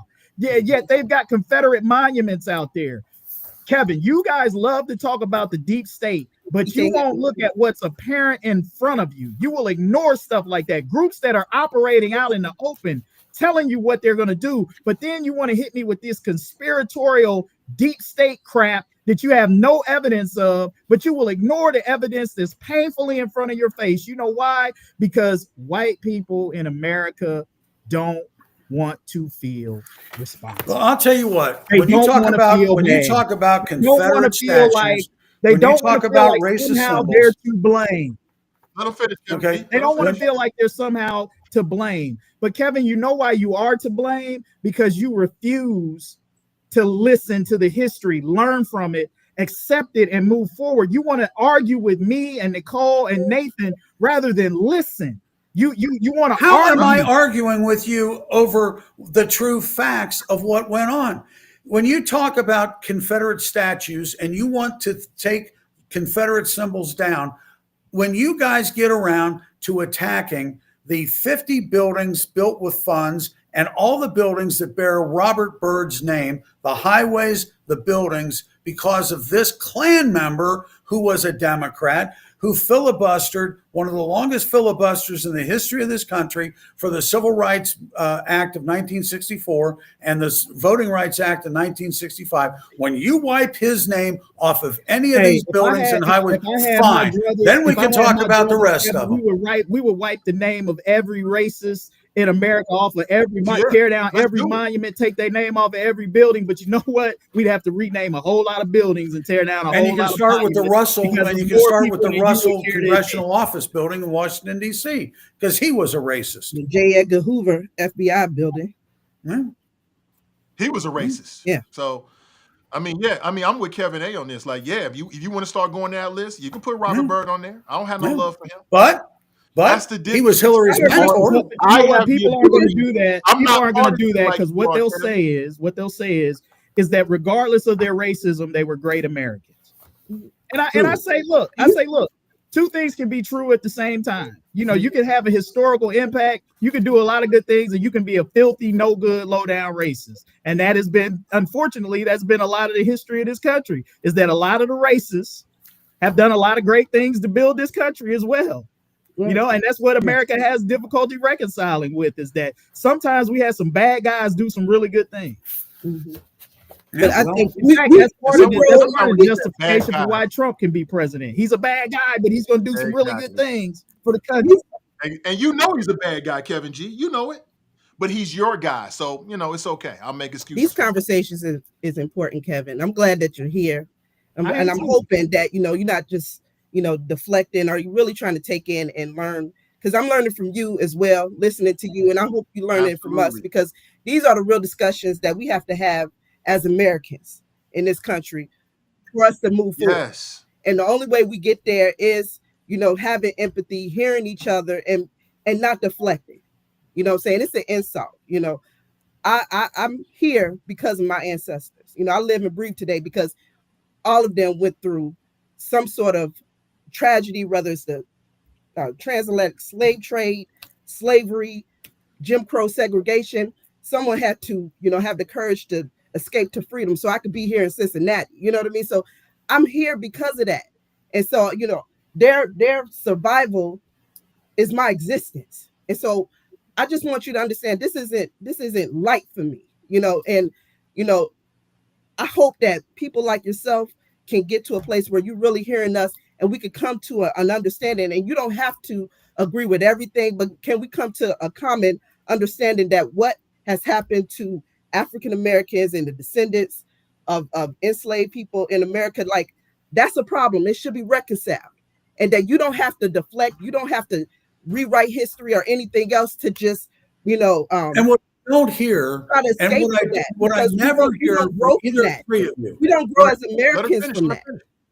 You know, and that it's important that we not move past this, but actually reconcile this situation so we can be better Americans, so we can be more united. Some people are invested in our divide, but that's not, you know, what we need to do. And the greatest story ever told is this story, is the American story, because despite all of that, all the transgressions, you know, we where we are today is a story to be told, and we should be proud of it, all of us. You know what I mean? I'm not ashamed of what my ancestors went through. Some people are ashamed of that. Like, how could we have let people do us like this? And they don't want to hear it. But, you know, Jewish Americans, they would never, ever, ever forget what they went through. We can never, ever, ever forget what we went through. That gives me energy. It gives me the fight so that I can have the ammunition that I need to keep moving forward, so I can make the generations behind me, my grandbabies and my great-grandkids, have a better life than what I have here. That's what someone did for me. And so, you know, we have to really take these conversations seriously. And I hope, you know, at the end of this, you come back and kind of reflect on some of this, because it's really, it serves no purpose if we're not hearing each other. And we put in the blockers and we got questions for this, questions for this, questions for that. And we're not really hearing, you know, the issue. And like, you just don't want to be proved wrong when, you know, at the end of the day, you know what is fact and what is true. And just like America know what is fact and what is true. And we find some way to deflect or push. And that's why we're talking about this 400 years later when we could have been reconciled. And see, this is what you guys keep talking about. And since you're saying to us guys over here, what I'm saying to you guys is you will not appreciate or understand that where you are today are on the backs of your ancestors. And to think that somebody that comes into a country in shackles and can be a slave and within what, 5 generations produce a president, one of the most popular entertainers, talk show hosts, some of the richest people in the world, from that to rise to that level, I would be shouting from the rooftop saying, look, you guys screwed us over so bad, and look what we did. How much better are we than what you thought we were? And here we go from here. But no, it's always this, well, this is what, this was for the white people here. And that none of this, as if none of the stuff that happened with those white people putting their lives, their fortunes, and their sacred honors, signing to a document that had we lost, every one of them and their families would have been hung. Can you name for me a politician today that would do that? This is where the interpretation, I think, of what often gets said gets missed. And I'm glad you said that, Kevin, because I think a lot of, I won't say a lot, I won't put any kind of quantification on it. I'll just say what some white people miss when you have your critique of how things are is they automatically associate that with a lack of appreciation for how far we've come, what America is, and what we have still yet to be. This notion that we are continuously striving for a more perfect union is what America is, which means that we have not reached an area of perfection and that there is still much and more work for us to do so that we can live up to the principles that are espoused in our Declaration of Independence and everything that we believe that this country is. Okay, that doesn't mean that America is not a good country. It doesn't mean that I would rather live any place other than here. It means that as good as America might be, I still see the flaws. I still see too many people who look like me, who aren't able to live like me. And it's not just because they're lazy and shiftless and don't want anything in life that they're not able to achieve it. It's because that there still remain certain obstacles and certain people who don't want to see that progress happen. Okay, there are a lot of really good-hearted, conscientious, enlightened white people out there. Barack Obama couldn't have gotten elected. We couldn't have passed civil rights laws. We couldn't be where we are today if there weren't. That's the truth. But what you, Kevin, and some other people don't want to acknowledge is the existence of nefarious elements of people who look like you, who do not like the progress. They don't want to see it. They don't want to have people who look like us achieve CEO jobs. They don't want us to have presidencies and other things like that. And so anytime Black progress looks like it's going to be too much, those forces come out of the woodwork and they do everything that they possibly can to undermine it. And people like you and others get caught up into, you think it's about the politics or this, that, or the other. Is what we're trying to get you to see is deeper than that, that there are people who are not acting in good faith. You can see it when it comes to Donald Trump. Like you'll say, there's this, there's that. You see it when it comes to Donald Trump, but when it comes to race, you refuse to see it. I have no tolerance for racists. I have no tolerance for people who don't appreciate how far this country has come. I have no appreciation for people who think that somehow we need to tear this country all the way down and build it back up. I think you may not have an appreciation for it, but you support it. Donald Trump. I do not. This is why I keep coming back to it. Okay, so Donald there Trump we go. I'm a racist. And his father, right? I'm a racist. Documented. It is documented. They would not rent their properties to Black people. They got sued for it. They lost one time in the What does it- 1970s. whether it's 1 or 100 times, And then, Kevin. and Whether then it's 4 1 or years 100 ago, One we had time is enough. January 6th, and they were definitely. You got to trying go to back start 50 that years to go and- to criticize Kevin, that. How many times and how many You years only does have it to take go for back somebody 30 to- years to where How many times is I how don't many want my times does it children take for somebody to be associating. racist? I don't Kevin? want them growing up in a racial jungle. Fair question. Kevin, how many times does That's it a take fair for somebody question, to be Kevin. He just racist? asked. Or Donald to Trump have wasn't racist even in charge mentality? of his family's company at that time. It was 1976, I believe, here You didn't answer his question, though, here Kevin. in Cincinnati. And as a matter of fact, one of the things that I had to suffer from with my white privilege was trying to attempt with my brother to buy a 2-family in Hyde Park that was 3 blocks away from, Withrow High School there? And there was redlining because it was too close to a black high school. And so You didn't what's answer that? his question, though, Kevin G. What was the question? Ask it No, again, I Kevin. said, how Ask it many again, times? Kevin. I How think many it's fair. times does it take somebody to do something racist before they're racist? They don't grow from it. They don't learn from it. Has Donald Trump not, when he's in New York and doing the buildings that he did, that when it came time for minority contracts, that Al Sharpton and what's his name? That said we want to have, or we should have 15% or 13% of the contracts. And Donald Trump said, that's not enough. Let's go 25%. So he didn't grow from that. He didn't learn from those, the mistakes. Is there any evidence that that actually happened, or he reached Yes. those goals? Yes. As a matter there of is? fact, I've never- God damn it, I can't think of his name. Jesse Jackson. Jesse Jackson gave him a Lifetime Achievement Award for promoting African-American businesses in his business and awarding contracts to them. And so, let me ask. So let's use your example there. He killed or executed about 4 to 6 African Americans in his lame duck session. He made sure that he executed about 4 to 5 African Americans before he left office. Made sure that happened. And so,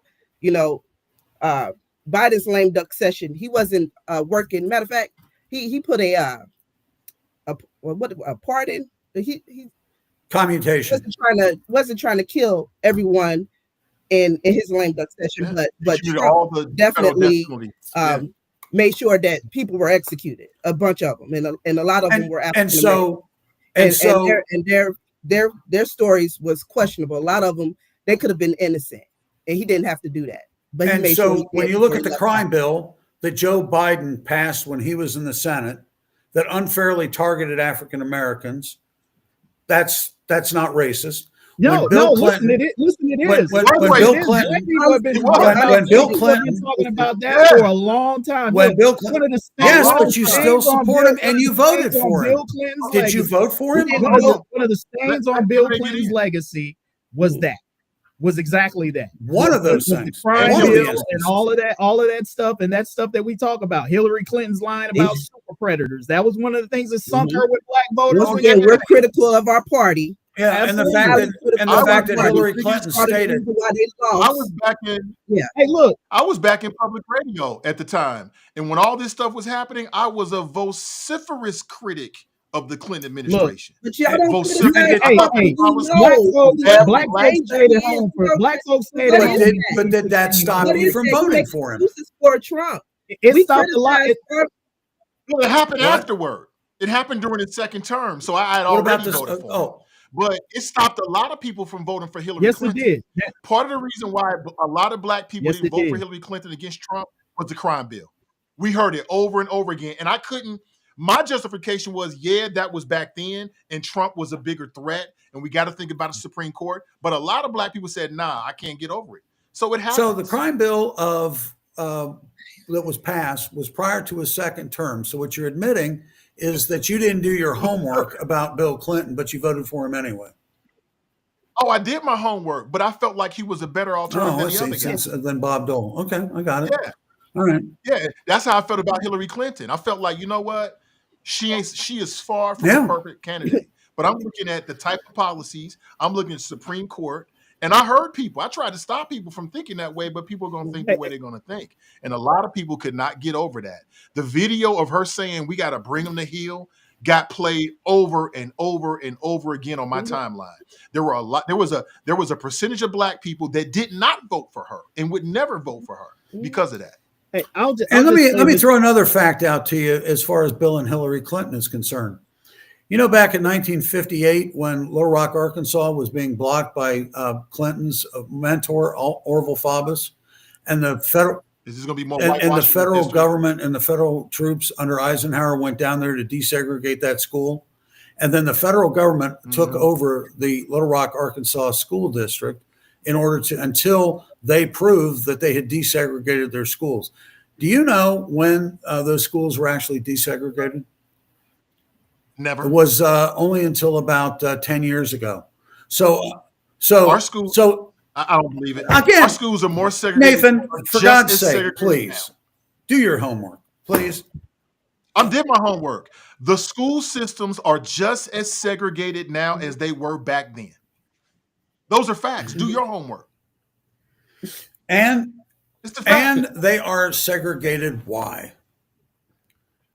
The topic that you had last week that you guys said was ridiculous is school choice.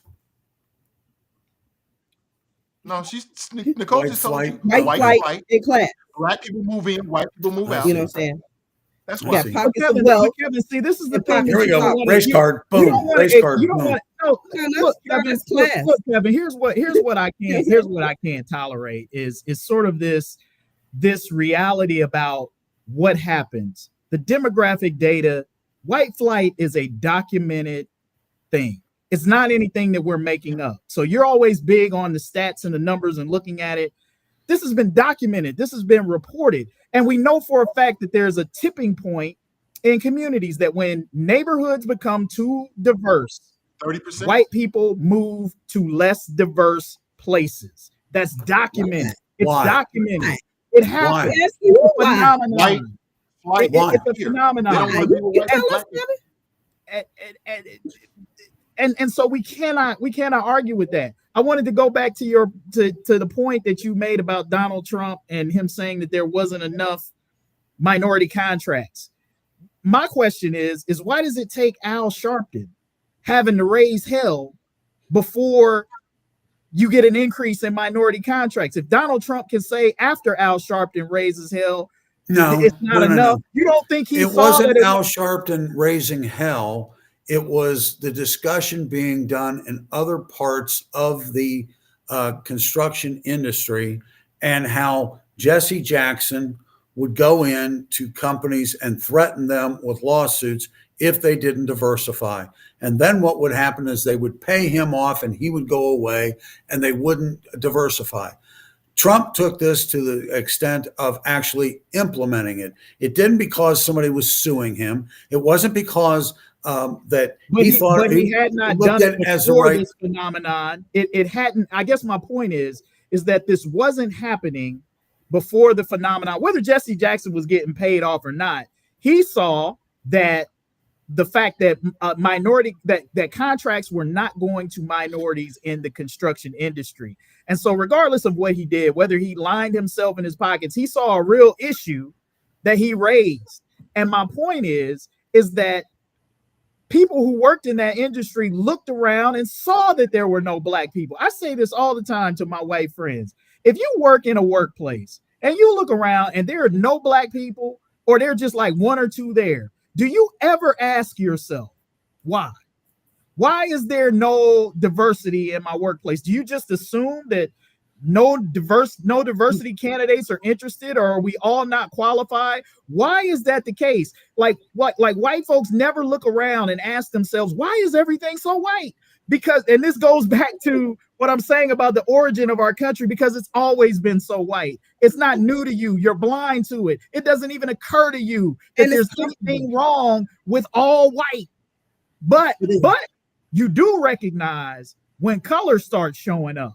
And then it's like, what the hell is going on? Where are all of these black people coming from? And then you automatically not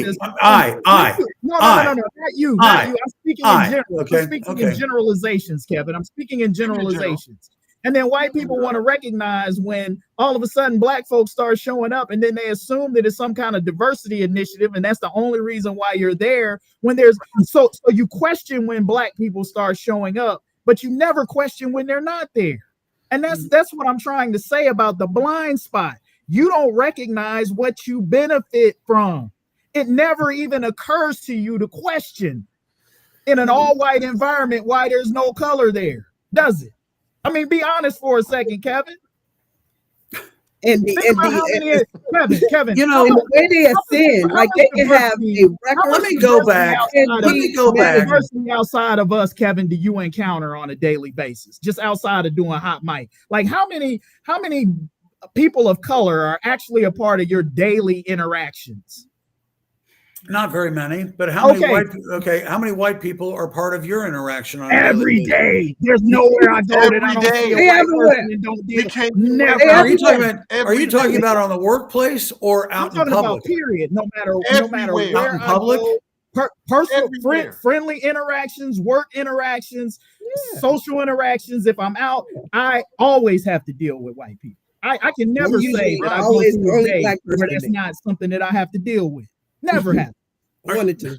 Oh, wait a minute. Unless I don't if you're talking about interaction of people who are, yes, close friends of yours, or if you're talking about interaction of just people in general, which is it? I'm just talking about anybody that you have to deal with, that you have to do business with, you have to have a conversation well, when you're talking about, and when you're talking about numbers, when you talk about the African American population being what, 13% of the American public, the chances are of you running into a white person is 87 to 13 that you're going to do.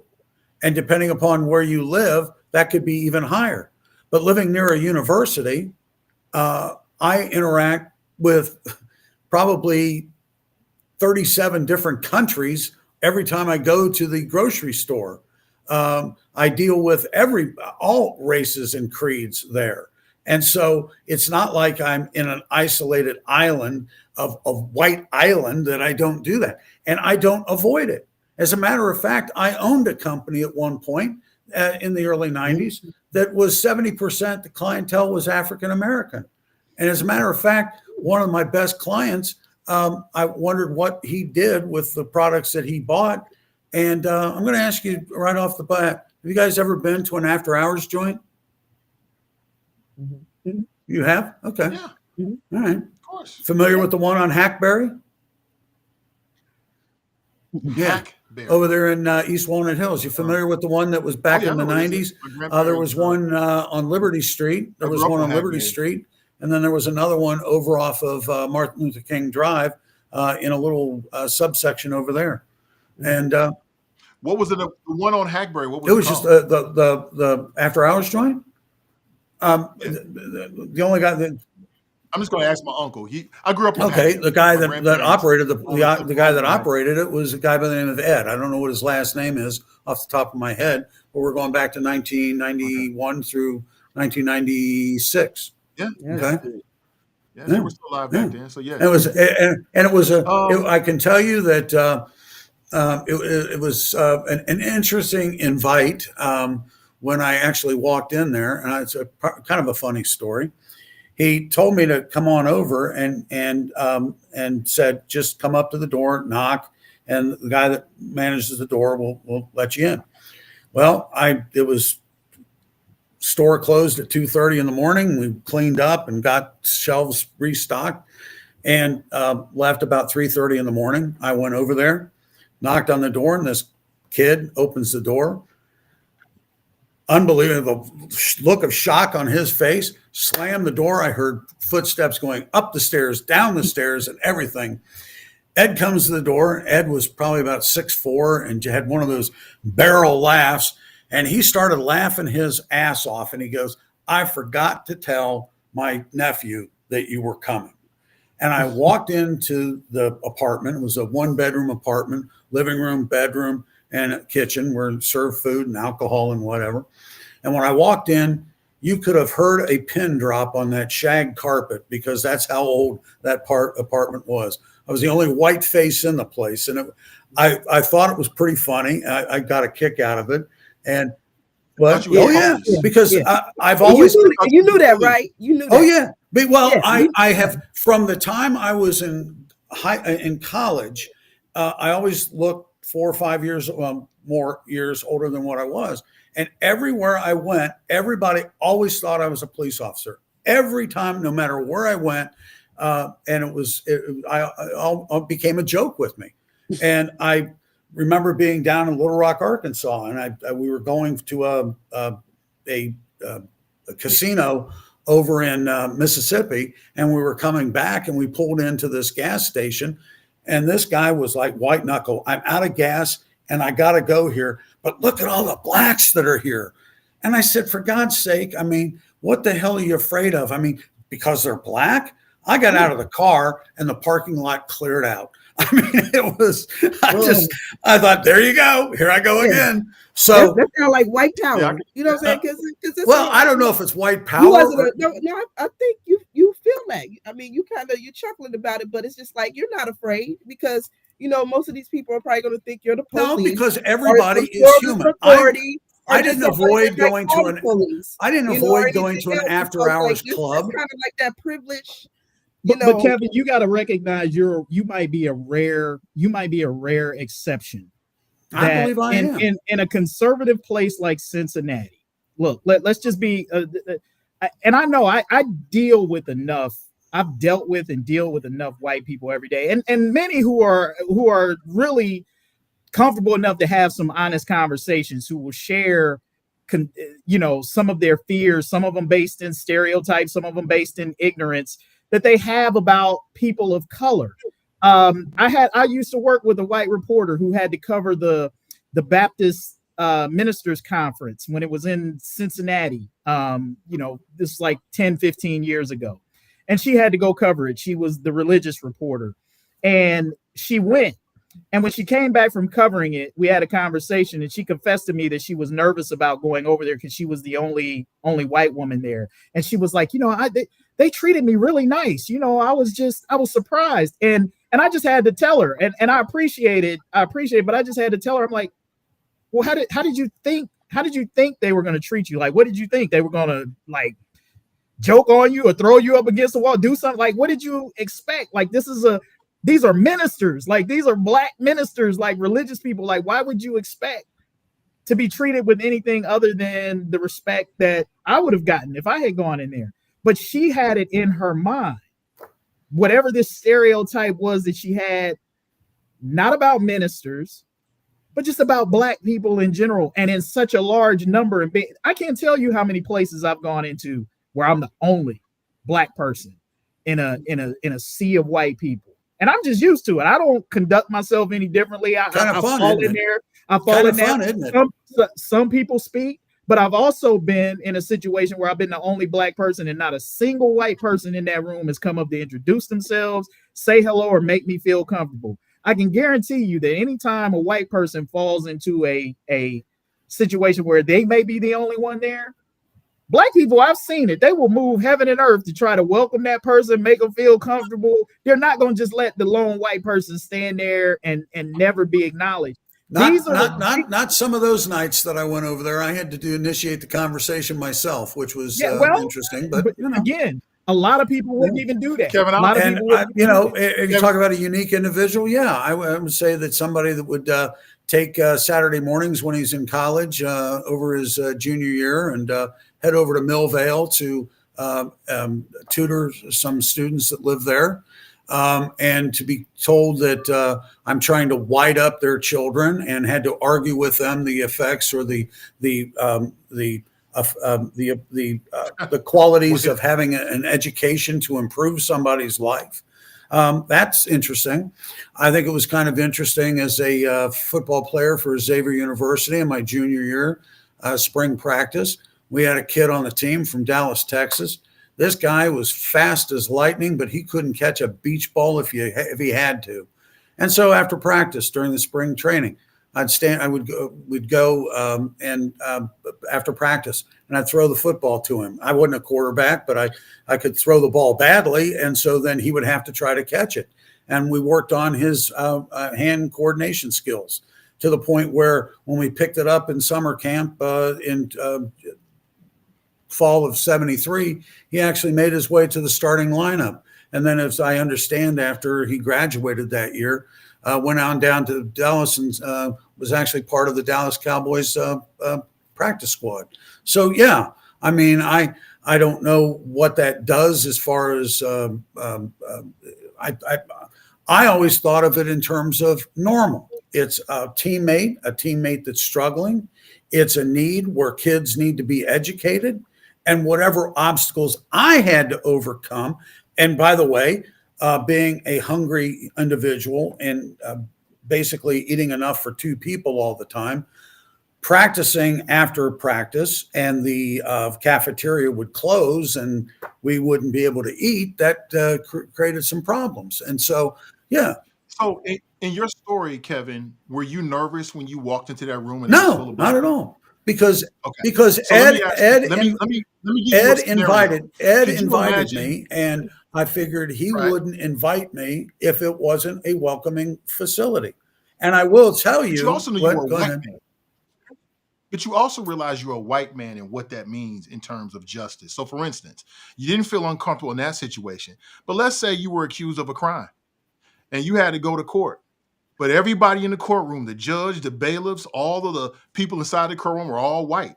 Your attorney was white. The prosecutor was white. The bailiffs was white. Would you be nervous? I've been then? nervous when I go into any court, no matter who's there, because I Yeah, also but I'm saying realized, if everybody was black, because that's because what I black people realized deal with. right from the When we go start, to the I criminal realized, law, you I change it, realized, though. If they were all black, would you be comfortable, or will you feel a little nervous? Like, am I I going to don't be know. treated fairly here? I don't know. I can tell you, when we go to the court and we look around and How many times everybody's have you white, been we're to looking for court? one black person. Okay. Too many times. I'll have to take your Here's- word Too for many that. times. But Kevin needs to understand it. Here's the layer, Nathan, you got to add on that gets back to what I was Okay. saying earlier about why black people are nervous about going in. Using Kevin's example and the thing that I said earlier. Kevin, you're absolutely right.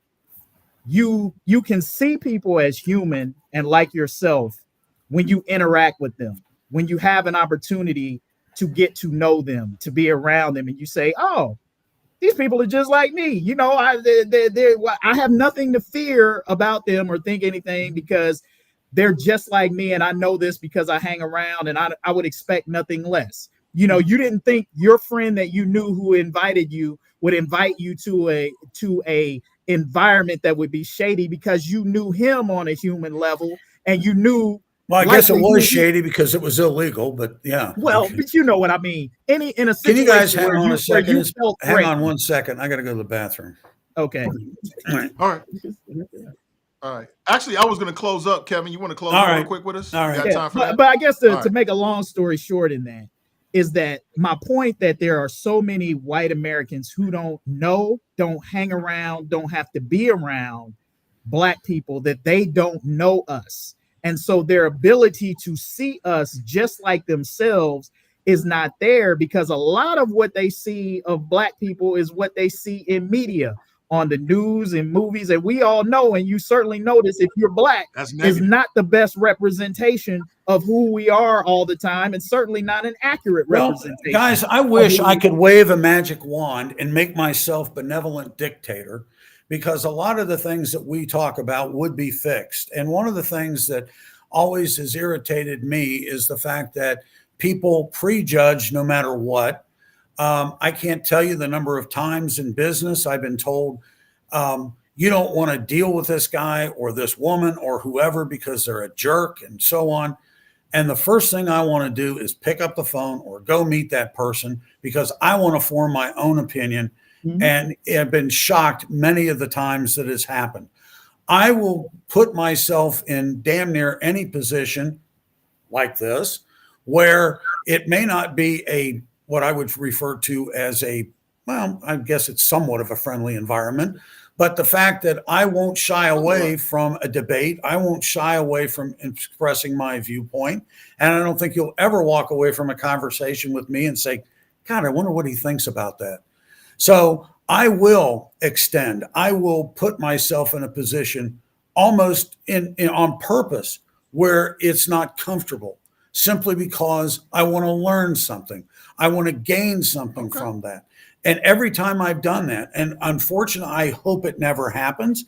I hope that it doesn't lead me into a problem of where I come into physical harm, because that would destroy me, because I feel comfortable going damn near anywhere, anytime.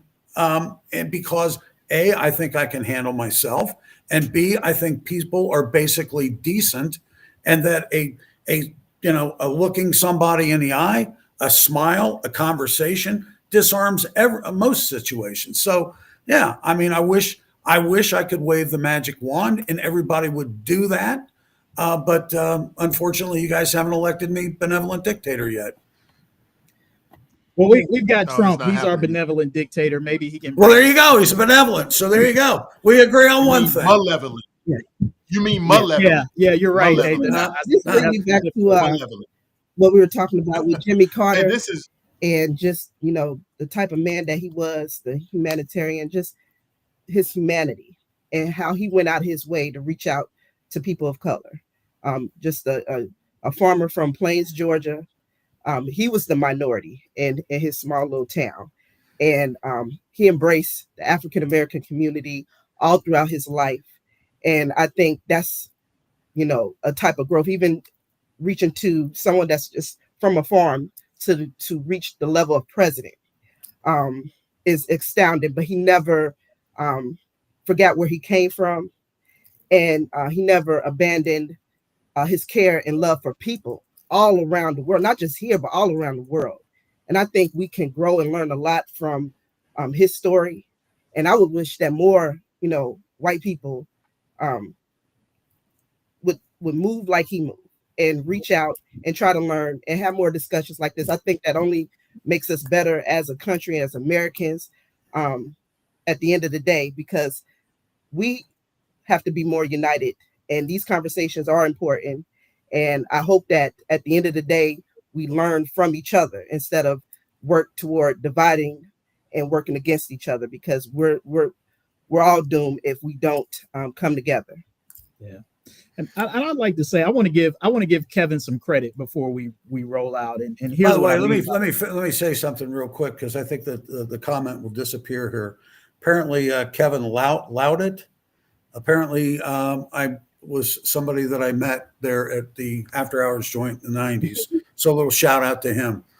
Okay. All right, go on. No, I was just gonna say, Kevin, I give you credit because even though at one point in the conversation you were like, I'm out, you still hung in here. And like, I think like to T.Nicole's point, these are conversations that need to be had, and they require a certain level of toughness to be able to hang in to the debate and the conversation to get through the rough parts. And I give you credit, Kevin, because a lot of people are not able to do what you just did. And I would also kind of push back on this notion, while we debate vigorously on this program, it is a friendly environment. Yeah, we argue our points passionately sometimes. We might raise our voices, we might get fly with each other. But part of it is what Nathan and I, when we talked about Hot Mic, we wanted to kind of illustrate for people that it's okay to have passionate, heated debate, but walk away from it and be able to come back and do it again to keep the conversation going, whether you agree or disagree.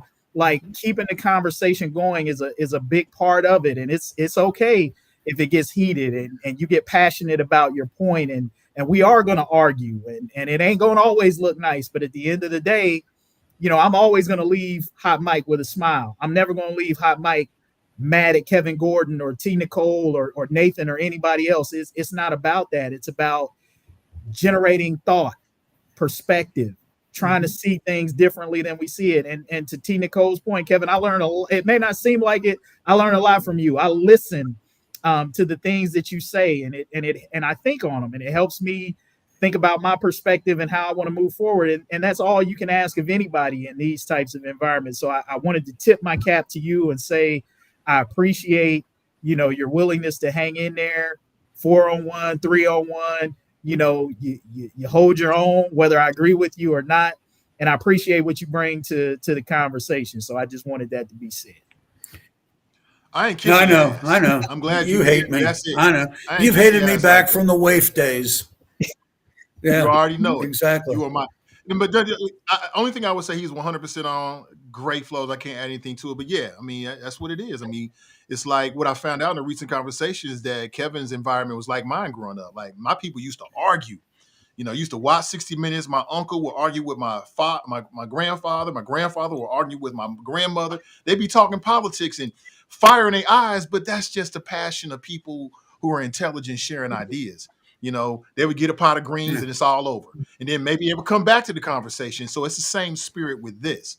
Like, you know, I'm gonna get emotional. I'm gonna do all that. But Yeah, it's and just so a you don't conversation. need There's reality no television. You don't need this You need idiocracy some of that. that Some you of were that is pretty talking about entertaining. We last need some week. of that. As far as you don't get more real and more reality TV than spending time in politics and talking about politics.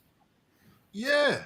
But what I need you to do, Kevin, is I need you to, on a future show, let's say next Friday, if you're available, I want you to come up with the questions, because I thought you said something that rang true to me. Yes, there is always going to be a bias if only one person's coming up with it.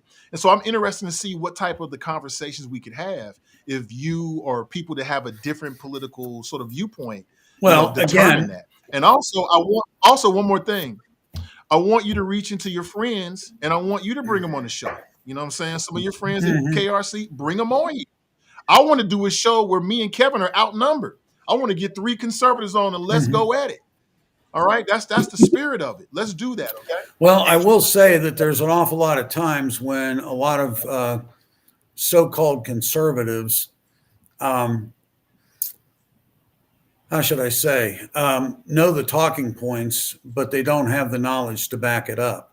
And they would just as soon talk to the choir than having anybody challenge them. And I know. Well, that's why. Yeah. So yeah, it's easy when you're talking to a microphone and you're talking to just the people who agree with you. It's different when you got intelligent people that is just as much as an alpha as you are, that's going to hold you accountable to everything that come out of your mouth and are intelligent and they read and they know what's going on. That's a whole different thing. So that's why this is a real pure form of communication. Like, debate is very pure. So again, if you think of somebody or somebody on your side of think, you already know it's an open door. And I trust your judgment. if I don't participate, I can't participate on Tuesdays because of my show. Right. Fridays is my only day off. And sometimes, like today, my wife's upset with me because I've taken too long. So I'm going to have to deal with this. We may have to have a pod, or we may have to have one of those videos like you had earlier where the wife walks away. And okay, so we have that going on. Well, Till, I said thank you very much for allowing you to have this time. And so if I've got a fill-in on a Friday, there's no way I can make it. It's not because I'm, I don't want to talk about this subject or whatever, because they're no need to explain. I already know. So I already know.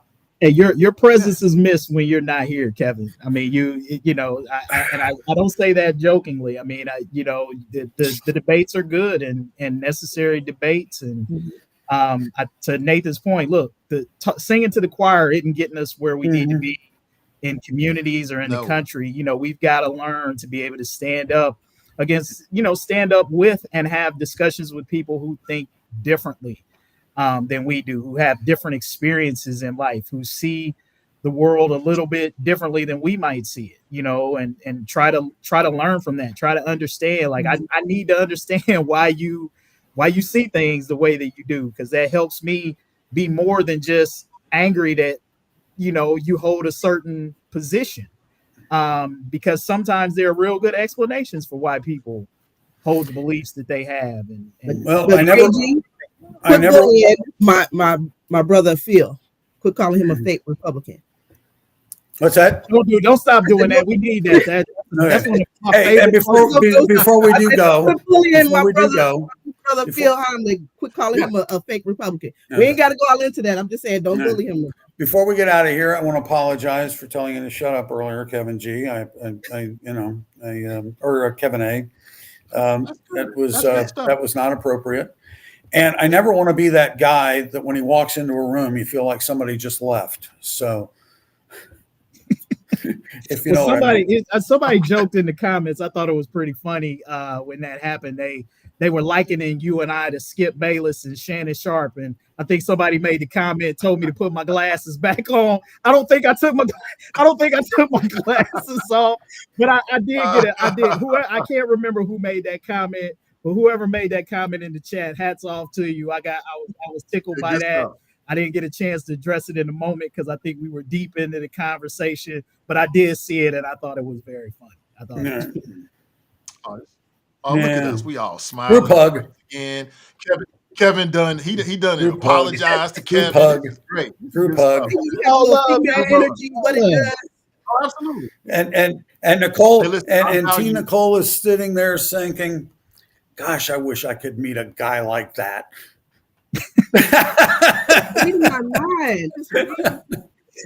I'm not sure if that's not good, but okay. like this, but similar. Okay. All right.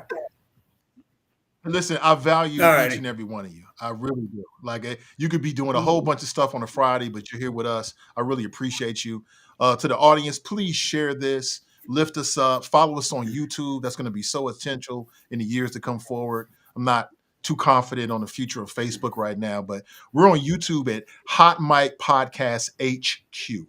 HQ as in headquarters. Please subscribe to us there. It's very important. And to the crew, thank you so much again. Have a great Friday and a good weekend. Stay safe out there. I haven't looked outside. I'm not sure if it's snowing or not. Starting to snow. Okay, so be safe out there, and we'll be back. We're planning to be back next week, Tuesday and Friday at 1 p.m. So until then, have take a great care, day. gang. See you. Bye now. Take care.